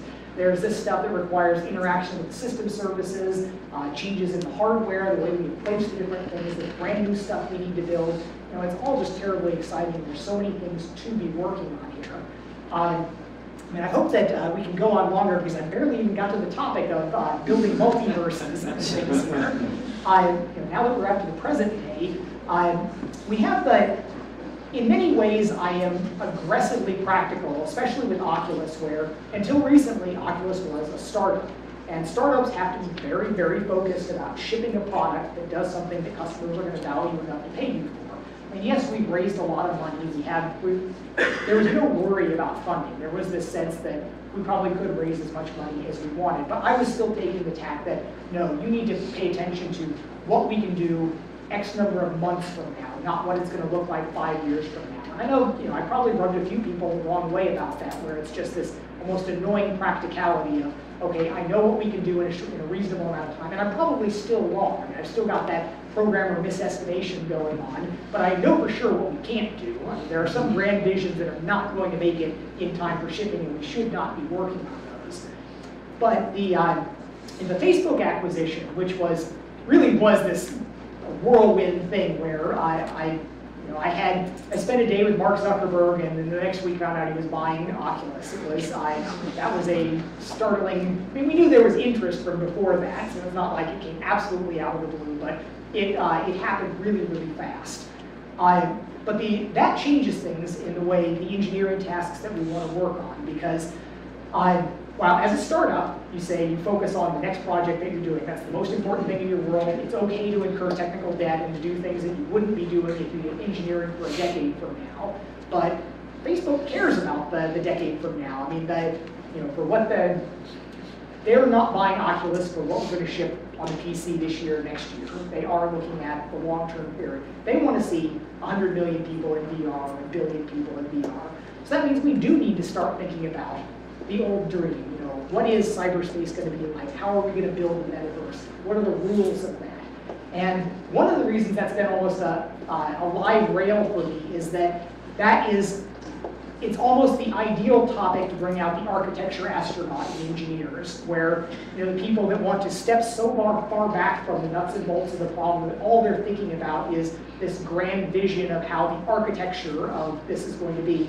And the metaverse is the ultimate, it's the ultimate candy for the architecture astronaut, because we're defining the whole, the whole new world, man. How we can do anything we want, and I fear that so much, because it's easy to make very, very bad decisions like that. I much more prefer to concentrate on like, what are we doing this month, this year? What's the next thing that's the step that will lead us to that? But we probably do need to be focusing on some of the big pictures there. And it's funny, you'd think that people thought about this stuff 20 years ago, and there are books that people have written about this. I've got several, proceedings of academic conferences talking about all of this. But I don't think there's anything close to a consensus for what people even really want. We have these visions of Snow Crash and the Matrix and this kind of uniform, universal world that can turn into anything that we want. But the most successful things that people have done in that vein have been massively multiplayer online games. And there are the danger of overgenerality. You have projects like Second Life, which is one of those things that's in theory so interesting, and in practice, I've tried 3 times to go and do something in Second Life, and I just can't make myself enjoy it. While the games, they take it as their job is to entertain you. You take people's money in exchange for entertaining them. So there's a clear path for things that you do there, but if you're making this kind of squishy metaverse architecture, you can always hope for emergent properties that will let rich things grow in the environment there, but I don't think that's any way to go about building it. You might succeed that way, but I think that the better path is to figure out the tactical, important things that you want to happen immediately, build the architecture for that, and then hope other things are going to be able to take advantage of it, rather than trying to say, but what about, and spinning these ideas and theoretical considerations that you might want to build into it, because there's just too many things fail that way. I'm steeling myself for that battle kind of over the coming 6 months to kind of keep things practical, because you can imagine this on a number of levels, where you could imagine a cyberspace infrastructure that was completely static media, that was not interactive at all, and it would still have value. It's not what anybody's thinking in their mind when they think cyberspace cowboys and all of this stuff, but even if you did just have a wonderful way to share static media, in many ways, that's of course what the web is. I mean, we have an interactive layer layered on top of it, but when people are spending hours and hours reading things, looking at pictures, or consuming movies and different things, these are largely static elements. And you could do a static-ish cyberspace that's updatable in different ways. Levels beyond that, you have something that has a functional level of presentation, where instead of being static, you have things that can animate and can do presentation aspects. You can do your particles and your weather and your moving sky and all of these things that adds another layer of, wow, this is really neat here, this is good to look at. But everybody envisions getting into multiplayer interactive. Another layer before that would just be single user interactive, where you have the responsive things that change the world in response to your actions. But everybody wants to imagine the world with the crowds of avatars in there doing the different things, interacting all together. And as anyone that's been through game development a few times ago, there's just huge buckets of worms that you get when you go into keeping network play consistent. And people keep wanting to reach for the hardest problem, where everybody thinks cyberspace, well, it means it's got to be an open world cyberspace. It's got to be on-the-fly dynamic streaming, infinite horizon, pulling everything in, infinite number of people, all of these things, because that's the vision, that's where we want it to be. But we don't need to do that first. And trying to do it first is just going to result in failure, or it's going to result in something that that doesn't look anywhere near as good as as it should, or perform as good. So I am focusing on trying to do these more tactical things, but looking at them with an eye to how do we generalize this? How do we wind up letting this be used by more and more people? But even at the basic engineering level, there's the real question. So what's different between a game engine and cyberspace?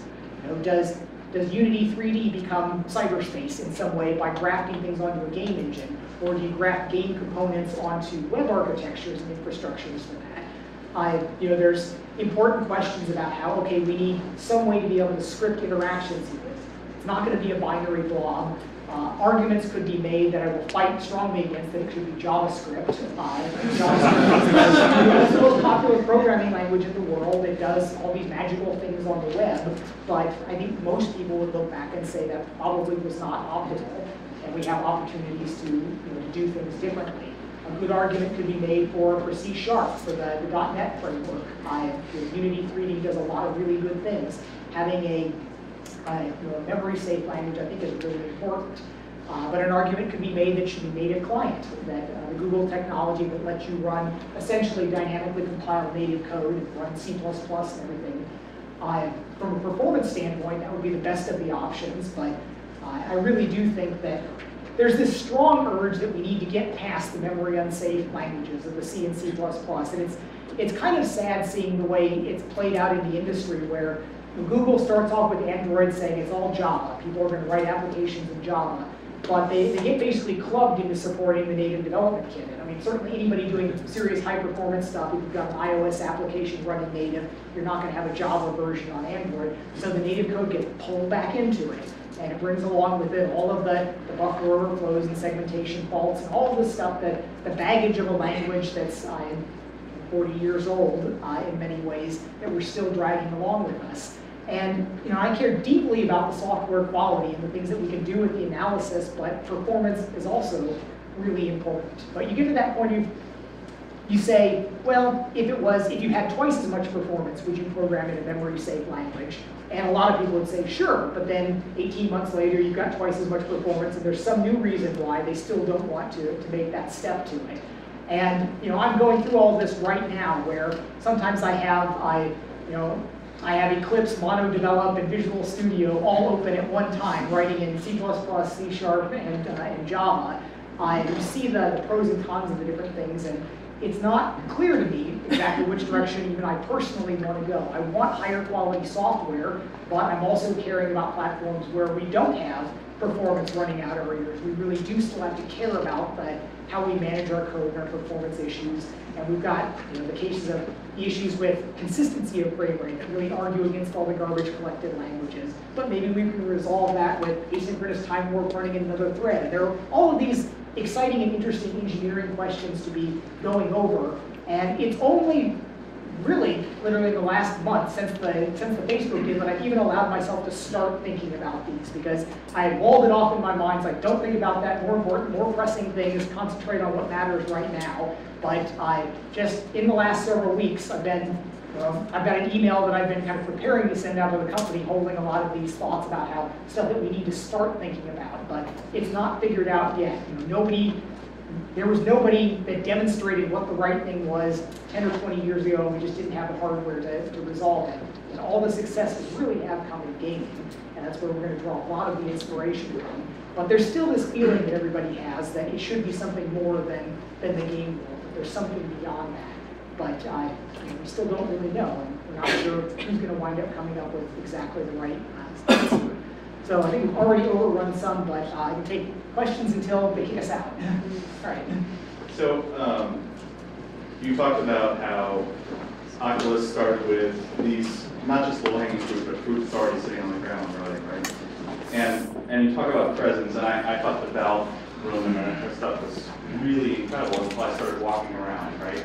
And so I still lack locomotion and haptics and stuff. So are there, so it's a two-part question. First, is there an uncanny valley thing where we started getting so good at the visual stuff, but then these other things now become even more overtly absent? And then second, do you believe that there are low-hanging fruit on those fronts? Yeah, specifically I think audio is one of the low-hanging fruits right now, where as long-suffering audio guys know, audio has always gotten the short end of the stick in game development, because and as one of the people that gives them the short end of the stick sometimes.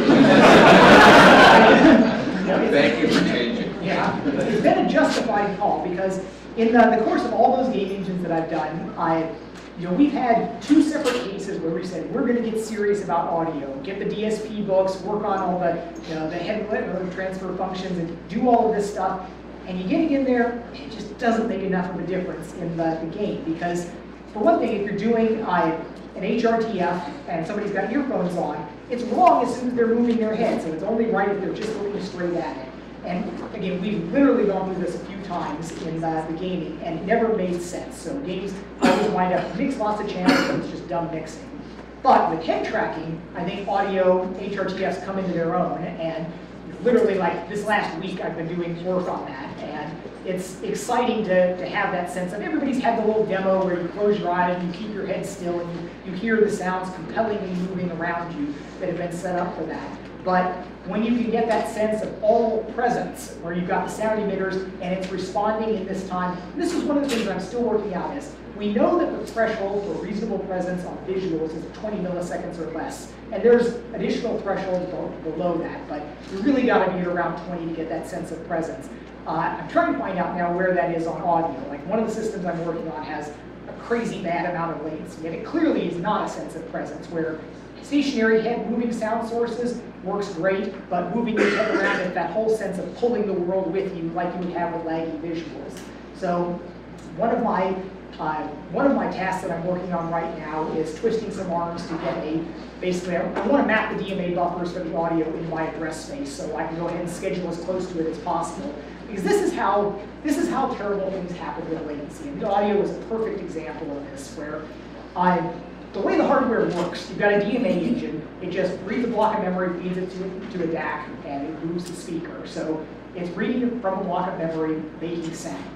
Now, that's fine if you're writing to that block of memory, but as soon as you've got an operating system that's going to virtualize and mix multiple applications, you layer a mixer on top of that. So the hardware is reading through this buffer. Another layer says, okay, all you applications can feed this audio into me. I'll adjust the volume, I'll mix him, I'll mute him when he's not doing that, and I will feed it into there. But then you've got a process which needs to be scheduled by the scheduler, and that may or may not come on exactly where you want, because very few schedulers right now use the proper real-time semantics. So you find out, and this happens directly in Android and lots of other platforms where, oh, we might be 20 milliseconds before we get called. So instead of a 10 millisecond buffer, we need 3 buffers. So we'll push up 3 buffers. So even if it takes us 25 milliseconds to get scheduled again, I can push that in. 30 milliseconds of latency, okay, it's not great, but it's all right. But then what happens is somebody layers another mixing API on top of that one, and then you've got another thread which needs to get scheduled and says, oh, if I'm only scheduled every 30 milliseconds, I better have 3 times the amount of buffers there. And then all of a sudden you run into 150 milliseconds of latency, which is, it's an astounding number when you consider how fast the processors are going, all the things that we can be doing, that it's taking these human perceptible amount of time for something, for me to say, click the speaker here, and it's actually come out there. You know, contrasting that with something like network switches are pretty awesome in a lot of their implementation, where that's an engineering discipline that understands some things about latency. It's amazing to me that I can send packets to other continents faster than I can get clicks out of my damn speaker. It's startling. So that's, but I am working audio right now, because I do think now's the time that audio, we've got the processor resources to do that, and I think it's going to make a difference. But there's questions even there, like if you've got a good head-mounted display will completely block the light out, you don't see any of the world. But very few people are in a situation where if you've got earbuds or something like that, it blocks out the rest of the world. So you've still got, you know, there's oral cues here going on that even if I had earbuds in, I would still have the reference of the room giving me the sense of the head moving around. So I'm kind of curious where that breaks down with, I want to try testing stuff in like in a professional audio room there to see if you tell more or less the difference of lag and latency. So I'm curious to find out, is 20 milliseconds the gold number for audio, or do we need to go lower? But if I can get the DMA buffers mapped in, I'm going to be at 2 milliseconds or so, and that'll be, you know, I want to go, our sensor updates 500 or 1,000 times a second right now, and I want to be able to go update video output and audio output exactly every time we get a new sensor and blend over one. So we've got a lot more that we can do. We've got stuff that we can show at 20 milliseconds, but we've had various internal demos that are down at 3 to 5 milliseconds for some things. But it's funny when you get down to those levels, it's hard to tell exactly what the limiting factors are, because you can look at some of this and say, is the, when I'm shaking my head around looking at something, is the thing that I'm noticing a product of the distortion correction on the lenses, actual latency going on here, or something else in it? And it's funny where I spent some time, I've spent a couple of days sometimes where I'm just shaking my head, looking at something, and I've got a head-mounted display on, and so this is another thing where the old-timey virtual reality headsets, you would see people that used them, they would do this very slow motion looking around because they often had 100, 200 milliseconds of latency. And you do this and the whole world goes, or have to like that. But if you just move very slowly, you could get this, some sense of what you want. With like with the Rift, the Doom 3 code at least was at about 40 to 50 milliseconds.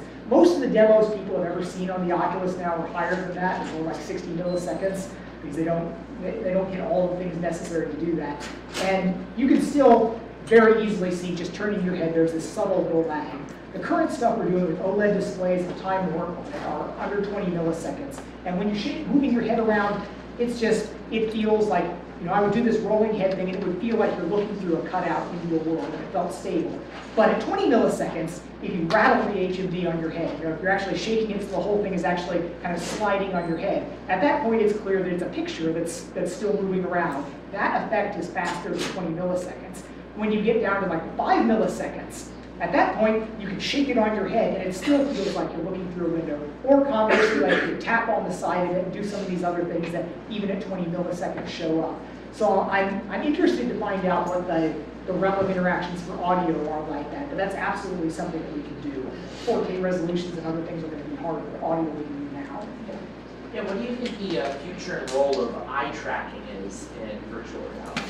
So there's an interesting aspect about that where I'm talking about HRTFs for audio. So one of the interesting things, actually, wait, is there a marker anywhere? Yeah, there's markers.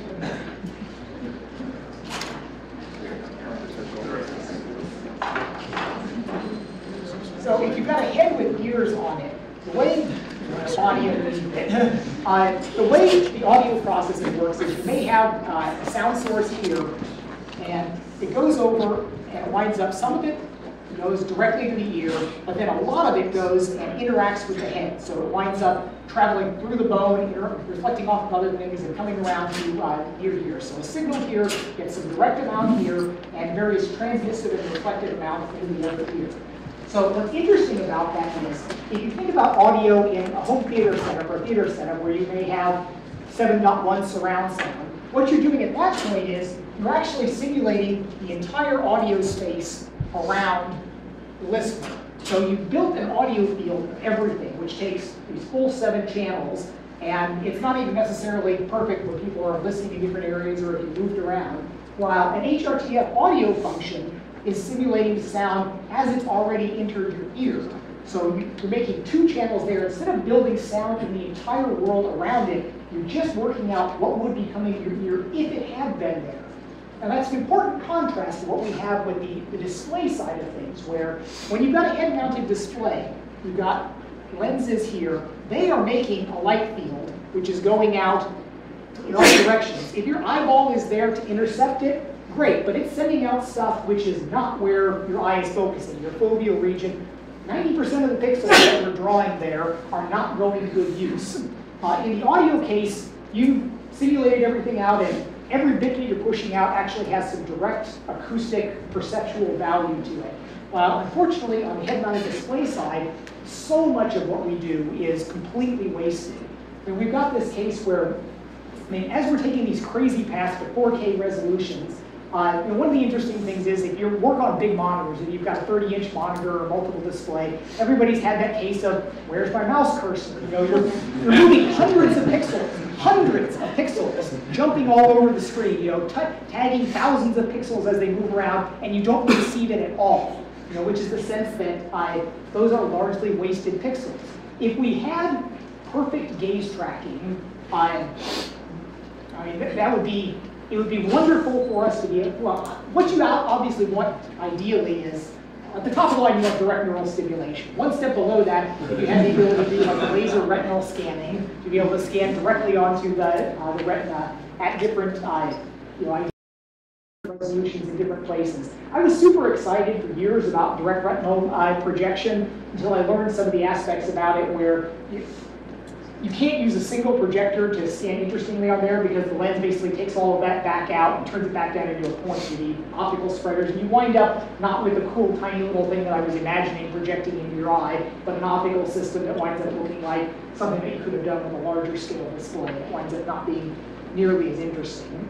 So the optics are a separate problem where maybe in an ideal world when you get to contact lens displays, and there's some DARPA projects and stuff going on that people are thinking about that level of stuff where you could project directly on it and it moves with it. At that point it would be like the earphone situation where if we knew that we could move something with the actual eyeball as it moves, we know foveal regions right here, rasterize this at 10 times the resolution, lower resolution out to here, that would be really great. It's somewhat less valuable when you still have an actual lens and a display back there because you're going to have the full resolution anyway. Your eye's focus region can move by plus or minus 25 degrees or so. You can cover a pretty wide range of areas, and it's got a focus of a couple tens of degrees. So our display that's 90-degree field of view nominally, you can move around and you can focus and steer your attention at just about any part of it. So all the resolution needs to be there. There's no way to kind of like magically move the resolution where we want it. So all the focus, if we had perfect gaze tracking right now, we could render lower resolution imagery in most of the screen. And we've done some tests like this where even without gaze tracking, it works kind of well to render a low res version that covers the entire 90 degrees, and then another version that's maybe the same number of pixels in the center 30 degrees. And one of the reasons that works out interestingly is because of the way the distortion on the lenses work, your imagery on here, the central region, you get high resolution, and it fades off to lower and lower resolution. Like if you look at it as it comes out of the view, if you didn't have distortion correction on, it winds up coming out as kind of a pin cushion like this, where the pixels get jammed together and you waste a lot of pixels out here, where you've only got full fidelity that you want in the middle. So it actually works out fairly well to render a high-res insert and a lower res for the rest of it. If you had real gaze tracking, you could move that around and do even better. Surprisingly, it's really not noticeable dropping that. But the problem with that is it already taxes a lot of applications to be rendering a stereoscopic view with 2 views. Asking them to render 4 views, you wind up becoming CPU bound, even if it saves you GPU resources by not rendering as many pixels. Now there's things that we can do with, there's some extensions and new geometry shaders, and things to be able to let one command stream generate 4 views. And I think that as we move to higher resolutions, certainly by the time we're at 4K resolutions, we will have 4K displays, and we won't have 4 times the GPU power, I don't think. I don't think the GPU is going to scale quite as fast as the resolution. So we may wind up being forced to do something like that as we take a few steps forward. But we are still limited then by the optics and not having necessarily the clearest. It's always going to be more distorted, more correctly on some of the edges. It would help. And there's also some potential things that we could do. I mean, it would be neat just to be able, when you see another avatar in virtual reality, to instead of just having a programmatic blink rate or something on there, to be able to actually track really where their eyes are going. Right now, we fake stuff where if you've got 2 avatars and they're looking at each other, you assume that they're going to be kind of locking eyes, and you move your head side to side and it counter rotates the eyes. But it'd be great to have that be a real sensor value. But it's as far as we know, we look at it a lot, and I think we did just buy a good gaze tracker at Oculus headquarters, but we don't think that that's real near term on the PC. My group actually does have perfect gaze tracking, and it's ready to ship. What does? I'm working for a company called iFluence. Have you talked with anybody yet in Irvine? I don't believe so, actually. Okay, yeah, give us an email. I mean, it's a topic that we care. It's on our list. It's not at the top of our list because there's not things that we, they're not things that are currently gated by gaze tracking. But I'm sure we would find some useful use for it. And as with so many things, sensors are sprouting up everywhere. We'll use all the different bits that we can get. In your review of early VR, I don't believe you mentioned the pilot flight training simulators where you've got wide field of view, high resolution, tied kinetically to a Stewart platform. So how does that fit in, and would Oculus consider developing a low-cost Stewart platform? Yeah, so I always in my head, and it's not, I probably should have clarified this, but the larger field of simulation, I always consider VR to be goggles and maybe gloves, you know, the early 90s stuff where it was a completely different crowd of implementers. The people that did the simulations, those were the serious people that did serious work and, you know, looked down on the gaming and everything. But I didn't lump them into the same crowd as the kind of goggles and gloves group. Oculus is, we know that we are in the process of murdering the entire head-mounted display industry, and that there's a lot of the government workers that have done the ARPA contracts and everything that are going to be, the companies are going to go bankrupt. That's just kind of one of that's the creative destruction thing going on. But we are somewhat intentionally not engaging much with the serious simulation world, with the military sim stuff. I expect a lot of them will be adapting Oculus hardware, but we are focusing on we want the 100 million users, not the 1,000 customers, and it is just a matter of focus. I mean, we wish them all the best, and we'll be happy to sell them hardware at 1% of what they were paying for different things, but we're not going to consciously target them. Yeah. Yeah. Okay, so given that where we're at with real-time graphics, and given that we're basically on the cusp of a major explosion of geometric complexity with world detail, how do you, what are your thoughts on keeping art content costs down? So, as I was building the whole mega texture pipeline for Tech 5, it was obvious to me that the next step would be like a mega geometry, where you would virtualize everything and everything would be maybe voxelized at some level. I mean, sparse voxelometry worked before that. And that seemed the obvious next step, but I'm actually, even before finishing Rage, it was clear that it was so hard building that pipeline. And the other thing that really kind of caught us by surprise is that the game industry now, it's an industry with people that have career tracks and skill sets, and people want their skill sets to be portable between companies. And it was really problematic for us that we had this oddball technology that could let some artists, it was a canvas that they never had before, they could build things they couldn't build anywhere else, but it wasn't things that people already understood. It had different trade-offs, and that hurt us a lot more than I would have guessed at the beginning, where there's a large tribe of people that can migrate from company to company and say, I'm an Unreal developer, I'm a Unity developer, and you can just drop them in a seat and get them working, and they can add value to a company. And if you've got an oddball pipeline that's really different, that hurts you in some level. So I'm not nearly as bullish as I used to be on geometric explosion. And in many ways, well, the one aspect in geometric content creation, I think that there is a huge amount going on in real-world scanning, and I think that's going to dovetail a lot with virtual reality, where direct scanning of the world, we've got a lot of awesome things in panoramic photos and panoramic video now. And one of my triumphs in the last 6 months has been championing 60 frames per second panoramic video capture, and that looks really good, but it still doesn't have the depth, and we will be moving towards eventually having depth laser scan entire scenes and then animate them, and that will be steps down the road for it, where you will have billions of data points. But the hand generation of it, it still seems that it's possible in gaming since everything's built high poly, but another thing I was kind of surprised at when I got down to the nitty gritty with the artists is how many tricks and smoke and mirrors things that they're still doing from the high poly to the low poly models, where back in my programmer corner I was thinking, it's like, well, just use the high poly models that they already made, but there's manual steps in between all of that make it not quite that easy. And the other side of it that I came down to is, just like in some ways with the mega texture, it's not going to make that much of a difference. And in fact, it's going to make less of a difference than the texture in there. And there are going to be people that kill themselves building a mega geometry game engine, and no one's going to care. Yeah. Just because I think it's a really cool, it's, I guess, a unique question. I think you're one of the few people that could answer.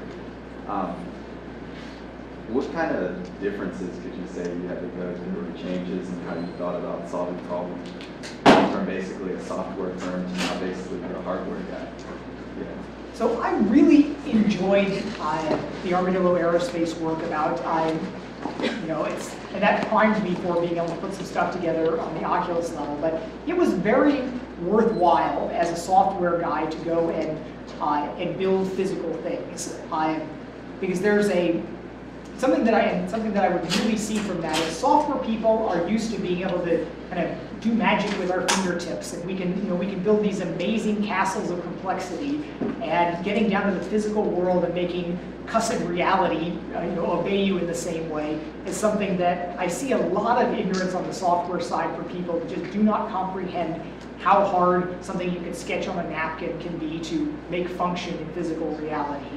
But it was a great learning experience for me. I mean, I enjoyed learning how to run a lathe and run a mill, write CNC code for it, do that, and the craftsmanship aspect of things where I still wound up reverting to my normal mean of being results focused and caring about the end, but brushing up against some of those other sort of styles of endeavor where, I do self-identify as an engineer first and foremost. An engineer is someone that tries to, make what you want with the resources you've got at your disposal. But there are all of these other enticing mindsets that you can have. Like craftsman is one of them. You can be a code craftsman and you can be a physical craftsman. But there's that sense of when you're cutting something on the lathe and you make that final extra polish pass, or you round off all of your edges.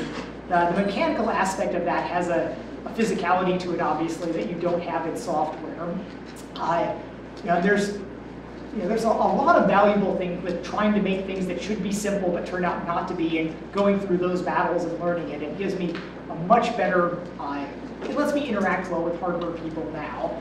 I miss not doing that. Now it again comes down to that focus thing where I realize I can't do everything. I can't split my time amongst 4 or 5 different things.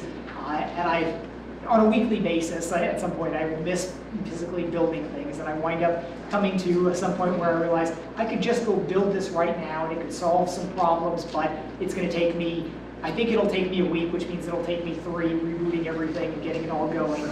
So I'm staying away from it. But it was a valuable experience for me, and I don't regret it at all, the time that I spent on it. Yeah. One of the big fears when the Facebook acquisition was launched was that Facebook would be limiting the vision of what Oculus is set out to do. Do you have fears that they'll run? So it's interesting where, I obviously can't, I'm not supposed to talk much about Facebook, and really I can't, because there's been almost no interaction at this point. Yes, and that's my grumpy minder. Next question. Yeah. Let me tell a funny anecdote at least about this. So I've been working on networking code recently, and it's been great fun for me on this, not just graphics, but doing audio and networking, all the different disciplines again, going through all of it. But so a couple weeks ago, I'm writing this this packet server thing that's running on an EC2 instance, and I'm sending VoIP packets up through it, and I realized to myself, wait, I'm passing everyone's control and voice information to some centrally located server. This is exactly what everyone is afraid is going to happen with this world. So I will eventually do some NAT punch through things so I don't need to go through and do all of that, but completely innocuous, innocent technical decision to make something work, and I just realized, okay, that's probably going to play the wrong way when certain people look at it that way. But I was very confident. I've been saying this publicly, where I think that the Facebook deal is important for PR, where Oculus as a company is, we do not have this wealth of IT infrastructure stuff, and we want this network multiplayer cyberspace world. This is the vision that we want to go to, and the company does not have the resources and the infrastructure and the people with the backgrounds to do that. I hugely respect the scale that Facebook operates at. You do not serve 1 billion people with penny IT infrastructure, and I'm not arrogant enough to think that it's easy, that you can just go do it. The comment is, yes, we're smart people, we can figure out how to do anything, but there will be a lot of bashing our heads into walls and making mistakes along the way. I mean, already Oculus has, practically every major rollout we do, we botch something on the website or the server deployment stuff, and we learn each time and we get better, but it's fine when we've got 50,000 users, but if a product goes out and we have 500,000 or a couple million users, I just don't think we're prepared for that. I want to leverage Facebook's ability there. And there are aspects of it that there are lots of different directions that people think VR could or should go in. And Facebook is thinking a more inclusive vision. You know, they want 1 billion people. I think that's the right vision. I support that direction. I support seeing what we can do with potentially lower end stuff. We want our crazy high-end stuff that people will spend $5,000 to, build out the high-end PC gamer rigs, but we want to be able to support lower end things as well. So I mean, check back a year from now. We'll see how it goes. Yeah. So I apologize in advance if this question has been asked before. Rage was a game that performed impressively well on the consoles of 360, 6-year-old pieces of hardware. And this is a topic that's very interesting to me, especially after reading about stuff like the fast inverse square root algorithm. And I was just wondering, were there any creative methods that you used to get it to run as well as it did on those systems? So it was I'm still really proud of how well Rage runs on the consoles. It was a huge amount of very hard work, and it was a battle that it was fought several times over the years. And you could at least make the argument that in the end, we love the way the game played, but some of the arguments against that would be that, well, would we have been able to ship it earlier if we had just punted it in a 30 frames per second game? We could have had more particles, more other stuff there. So there was a set of trade-offs there, but I very consciously wanted it to be the 60 frames per second because I thought that we had reached this point when I looked back at Doom 3 and said, we focused on the visual fidelity of all of this, and we made a slower paced game, and I thought we were past the knee of the curve in terms of the benefits we get out of graphics. And I thought that we had an interesting way with the mega texture to both advance the graphics, to be arguably the best looking game on the platform and the fastest. So it was an interesting technical niche that we could pick there. So in hindsight, it's possible it wasn't the right thing. I liked what we did, I liked what came out of it, but it was hard.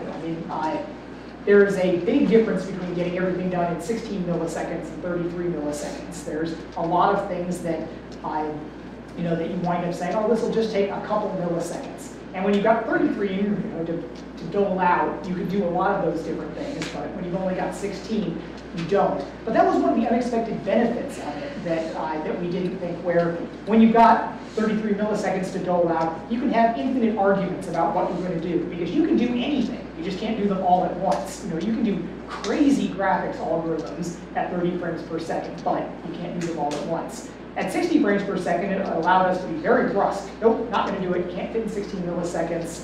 Next question. And that was a positive. But there was a lot of low-level optimization. There's lots of SIMD optimization. There's lots of GPU scheduling.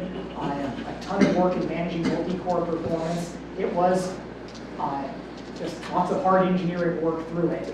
But it was the decision and the commitment to stick through it there was challenging, probably more so than I would have thought at the beginning, where when you're struggling up against there and wondering, is the PS3 going to be able to make it, which is a little bit slower than the 360, what are we giving up by doing this? Everybody wants their fancy particles. There were tough decisions to be made along there, but I'm still happy that we made it that way. I mean, if somebody could tell me for sure we could ship the game in half the time, I would have, at 30 frames per second, would have been fine for me. But I'm afraid we would have taken just as long, had a prettier game, and run at 30 frames per second, and I wouldn't have had something that I could look back on and say, I was really proud of the way that we played. So on the topic of simulator sickness, there's been some research for maybe the last decade or more into stimulating someone's vestibular system, or maybe even suppressing it with some pretty scary things like electrical currents, strong magnetic fields. Yeah, Palmer's actually been involved in some of that work too. And there's yes, it sounds great how you can put a little electrical current through here and then you don't get signals, or you can feel like you're accelerating in different directions. Wow, this would be great for VR, but there's some worry about scar tissue forming in parts of your I'm just wondering if you think we'll ever see any serious push to do something like that, or will the less invasive things like low persistence, low latency video and audio, will those be enough to get rid of simulator signals? What we want is direct neural stimulation. You want to plug into the matrix, and there's all these reasons why the bandwidth would, things would be a ton faster if we were only stimulating the nerves that we actually needed to on there. It would be a great thing, and I was actually a little surprised at some of the stuff that's coming on like that, where I have nothing invested in that future. That's left to a completely different field of scientists and engineers to kind of work on. But I don't dismiss it at this point, because there are some positive signs that things are going with people teasing out, especially on output. You know, there's like sensors that you can put on that can tell when your fingers are about to move. And the exciting thing about that is it can tell before your finger actually moves. It can be negative latency over what sensing something in the physical world can be. So there's exciting stuff with direct neural analogs, but I think that external actuators are what we're going to be with for a while. The people that are there's a lot going on with different types of haptics and other research things. One of the kind of neat things is Oculus actually has a staff of PhDs now, where we kind of got our research department and a lot of people paying attention to a bunch of different areas of academic research and different industrial fields. So we have a bunch of people that are not nose to the grindstone on the products making this stuff, but are paying attention, and they're supposed to be our bellwethers to let us know when something really important might be coming down the pipe a little bit ahead of time. We are just spinning up now a completely new R&D department in Seattle to be working on stuff that's not the next product, but stuff that may be a step further beyond that. So it's again great to have the resources to be doing that. So one of the arguments that Marquette makes against 3D TV is that you want to have your Super Bowl party and you don't want to be wearing dorky glasses. You could argue the same thing for LAN parties and VR there. How do you think VR is going to overcome the problem of just a bunch of people wanting to hang out? Well, I think for one thing, the sense of presence that you can get is communal in VR. So you can have avatars, and that's one of the things that we're working on literally right now, day to day here, is figuring out what works well for getting people to be able to see other people and feel like they're there. So the hope is that it is not an isolating experience, and in fact much less so than everybody staring into their cell phone somewhere. If everybody puts on their goggles and they're together in a more exciting virtual world, I think that's a positive thing, and I think we're actually going to get that. I think a lot of my focus now is on the networking aspect and what we can do forward, because that's going to be the novelty of VR. It really will be exciting. So I'm not very worried about it being the isolating experience that a lot of people worry about. I think that in many ways, cell phones and such have been a much more isolating form of entertainment than VR will be. Have you thought about enhancing the human body capabilities by, let's say you just say, I don't care about what my right leg does as far as this virtual world. Let me hook sensors to it and give myself 3 arms. And over time, a human will learn how to control the third arm just as well as the other. I don't know how much time that takes. So some of the interesting things that, like in the dawn of VR in the 90s, you had a lot of people talking about things like, won't it be cool to be a squid, or something like that. And for the most part, the answer is no. It's better to be people inside the virtual world. What we can do in there is we can give the wealth of, we can make virtual goods that let people take the place of the wealth of a billionaire in reality. We can replicate in there. And while there will be things that people wanting to go and be the crazy different thing, I think that most of what people are going to want to do in VR are do things that people do in reality, but that are either too expensive or too dangerous, or things that they choose not to do or are not allowed to do. But I think for the most part, people will still want to be people. I mean, not exclusively, but I think that will dominate the interactions. Yeah. Do you think it's hard to quell kind of users' expectations? Because I know everybody says, oh, okay, we're going to be doing the same games we're doing, they're just going to be so immersive. And I've been a big supporter of VR and since the early Kickstarter. And I always try to tell people, if you did 30, 40 mile an hour parkour in real life, you'd get sick, right? I mean, so just doing it, even if we can replicate it perfectly. There are significant real issues dealing with locomotion and sense of acceleration, where the primary thing the biggest thing that engenders the simulator sickness is when your eye says the world's doing something that your inner ear doesn't say. Which is why, if you've got everything else nailed, if you've got the distortion correction and the projections are exactly right, and the latency's low, the stationary experience, like the Valve room, you can be in there, you can look around, you can walk around, and it's great. It's really, really good. But even if you took that, that high-end piece of hardware, really the best piece of VR that anybody's ever put together, and you start circle straightening in it, you're still going to get sick because no matter how good that was, even if it was your infinite, perfect, direct retinal neural stimulation, you would still get sick because of the disconnect there. So kind of the mantra at Oculus now is comfortable experiences. We're talking about these things. But the honest truth is I am 100% confident there's going to be a whole generation of people that just grow up doing all the crazy things with that, and don't worry at all. Because back in the old days, I mean, we had people that got sick with Doom and Quake, and nobody thinks people, it's like, oh, a first-person shooter, that's going to make everyone ill, because clearly it doesn't, but it was a problem at some point. So the sickness, the fundamental issue about locomotion there is a real issue, and there's some interesting experiments going on that, like one of the tests is something where you hold a button and you locomote as if you're riding a bicycle or something. So you turn like this and you turn in virtual reality. You can do some motion like that, and that seems to be fairly effective because if your brain thinks like I'm kind of doing this in one way, there's a little bit of acceleration cue that it can buy it. But these are things that everybody's going to be figuring all this out in the next couple of years, and it's going to take a couple of years, like I think very much like it took a few years for touch to kind of find its legs on the mobile platform for how you do it other than being virtual thumbsticks there. And I think that probably right now nobody knows the right solution for locomotion in VR. But we know we can do a certain class of things where you're relatively stationary, you're seated, and awesome stuff happens around you.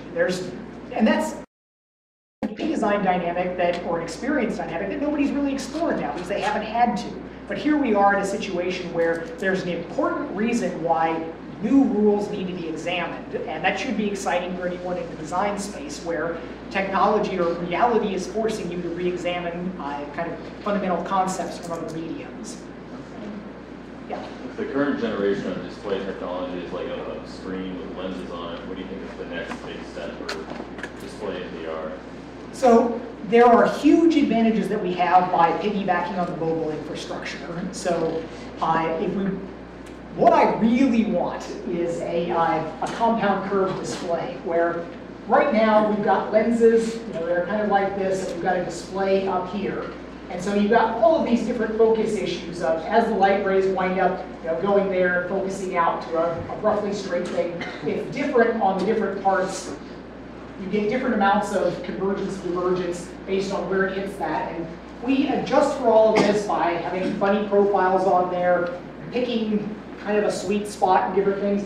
But what I really, really want is an OLED display that has a compound curve that matches the curve of the lens. So you're back to a simple spherical section on the lens instead of a complex asphere. And you have everything equally in focus, equally distorted. There would be some real value to that. But people are making flexible OLEDs now. They show up at CES, single-fold flexible ones. I want to get one and to see if I can heat press it down into a compound curve or something to try some of this stuff. But that's one of those things that, again, is potentially the advantage of being acquired by a Titan, is that custom hardware is not completely out of the question now. You don't want to do the R&D on all of that, but it becomes possible to conceive of doing a display that might have something like that that would make the display significantly better. Okay. Thank you, everyone. Oh, just one quick question. You guys have shown a big spotlight on VR now, so obviously there's going to be a lot of competition, a lot of people trying to get things in market before you. I mean, is there concern within the Oculus about how that affects your timelines to getting a consumer device out? Because I would imagine that the first one that gets out there with some money behind it is going to form perceptions to the consumers of what VR is. So to some degree, I was pretty surprised that we didn't get a Rift competitor earlier because the first dev kit, DK1, really is not that sophisticated. It's an LCD screen, a couple lenses, plastic, and a ski mask now there.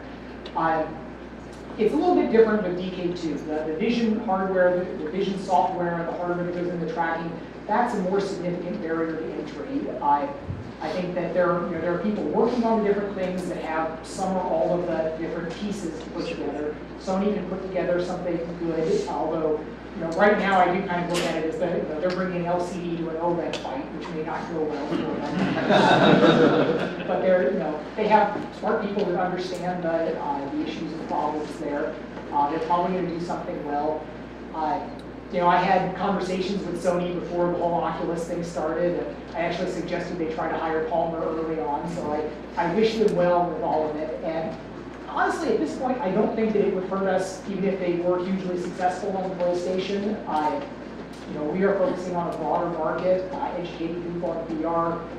You can absolutely do a good job on the PS4. It's powerful enough to do a solid experience with it.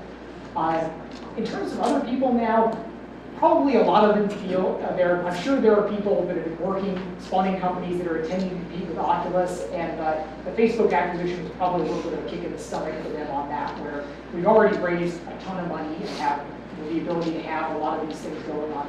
It's great to have our PhD squad and our R&D team going up there and all this stuff, and Facebook is probably raising that to another level where there's a greater barrier to competition. But I've always been much more excited about the engineering side of things, and in the gaming industry, I was happy to see other people do great things and say that I'm some distant ancestor of a lot of the magical things that other people are doing. I'm an entrepreneur only incidental to being an engineer. Can I ask a question about Dallas? So are y'all going to start up a bigger area in here, or is it just because you're down here? We've got a half dozen people here now, and we'll be hiring a few more. It's unclear how big we'll wind up getting here. There's questions about how much content development we want to do. Right now, it's all platform-based, and a lot of it's on stuff that we can't talk about right now. We're working on a secret project. But it'll be growing, but probably not huge. The bulk of the people it's grown really fast. Oculus is always looking for good people. So Yeah, but the Oculus it's amazing the talent that we've been able to attract recently on this. I mean, I'm so psyched getting Michael Abrash and some of the other Valve guys on board there. We're pulling people from a lot of different companies that are very high-end people, and it's good to be able to have that level of talent. Was there any bad blood between you and Valve since you butchered a lot of their team, or are they, since they're not really doing hardware, are they kind of okay giving up? So I haven't talked to Gabe since any of this stuff happened. I don't, they were never going to make a headset. That was not what they were doing. I was never really quite sure what they, what they were doing there. I mean, it was great that they hired a bunch of brilliant people and they did this great R&D, and I owe them really a big debt because the low persistence work that Valve did, that was not on my radar. And this is so wonderful to me to have, I know so much about so many aspects of this thing, to have something that I really wasn't paying attention to pop up and turn out to be a big deal. That's kind of a magical thing for me. And I just thought, well, we're going to get 120 hertz OLEDs, that'll be fast enough. And I wasn't considering the low persistence aspect. And it wasn't really until when Atman was talking about this, I made a couple trips up to Valve and talked with them about it. He was saying how important this was. And I was kind of like, I'm not sure that I buy it yet. I think that we'll be good without this. But they built it. The existence proof is always the best way to win an argument. It doesn't take long. You put it on, click the button. Yeah, that's way better. You were absolutely right. Win an argument in 1 second with an existence proof like that. So, but the main thing that Valve wants is PC games. They want high-end PC games, and Valve would be very sad if Oculus became a console-only peripheral, because that would be completely contrary to what they want. But if VR brings new life into additional life into the PC space, I think Valve's going to be completely happy because that's their platform there. And how that interacts with Oculus, a lot of that still remains to be seen. But they're pushing their open VR or their Steam VR side of things. They've still got a bunch of smart people there. I don't think we hate each other. Yeah. Have you tried Google Glass hardware for your VR as a substitute? So, augmented reality AR is it's an interesting topic the way this goes. First of all, Google Glass was sold as a vision. You know, again, they did the whole hand-wavy thing about this is going to be awesome in the future because everybody wants the glasses that put people's names over their heads so you remember all of that. I mean, I dearly want that. But you know, that's of course not what Google Glass is. Google Glass is a little smartphone display that shows up on the side, and it's not even augmented reality. It's a wearable display, which is not all that exciting. I don't think that there's a huge win over that. There's some value, but over a watch or a phone, it's not huge. When you get to augmented reality over a wide field of view and you really can't add annotations to the world, that's going to be huge. And if you had asked me 2 years ago, I would have said augmented reality is going to be the many billion-dollar industry, and it's going to be much, much bigger than VR, which at the time I thought was going to be limited to entertainment aspects. But I've come around in the last, really after that high-resolution, low-persistence work, seeing that the VR headsets, even if you're not using them as VR, if you're using them just as virtual displays, are going to start displacing a lot of monitors, allowing people to work in a lot of areas. And I do now see immersive VR as something that can take place, at least at the tablet, where it maybe doesn't displace something else, but it's a new device that people want to use in new ways and can't have that that scope. But the other thing is, AR, the way people want it, kind of Terminator vision, where you see the world and you see all the annotations on it, is actually much harder than immersive virtual reality. Because we're saying 20 milliseconds is pretty good for virtual reality, you want to get it down to 2, but even 2 milliseconds of lag in augmented reality is moving around, you're still seeing all the names kind of shift over people's heads. And the issue of how you have sunlight visible augmented reality, the fact that you can't dim anything out in focus, there's a lot of problems there that actually make it a harder problem. And I think that, and that was one thing that I was telling the Valve guys there. They started off augmented AR focused, and I strongly made the case that that's great, it's probably going to be huge, but we can do VR right now, and we can do it now. It's valuable. We should do it. We should do that. And I was happy that they pivoted off of the AR stuff and focused on that immersive side. All right.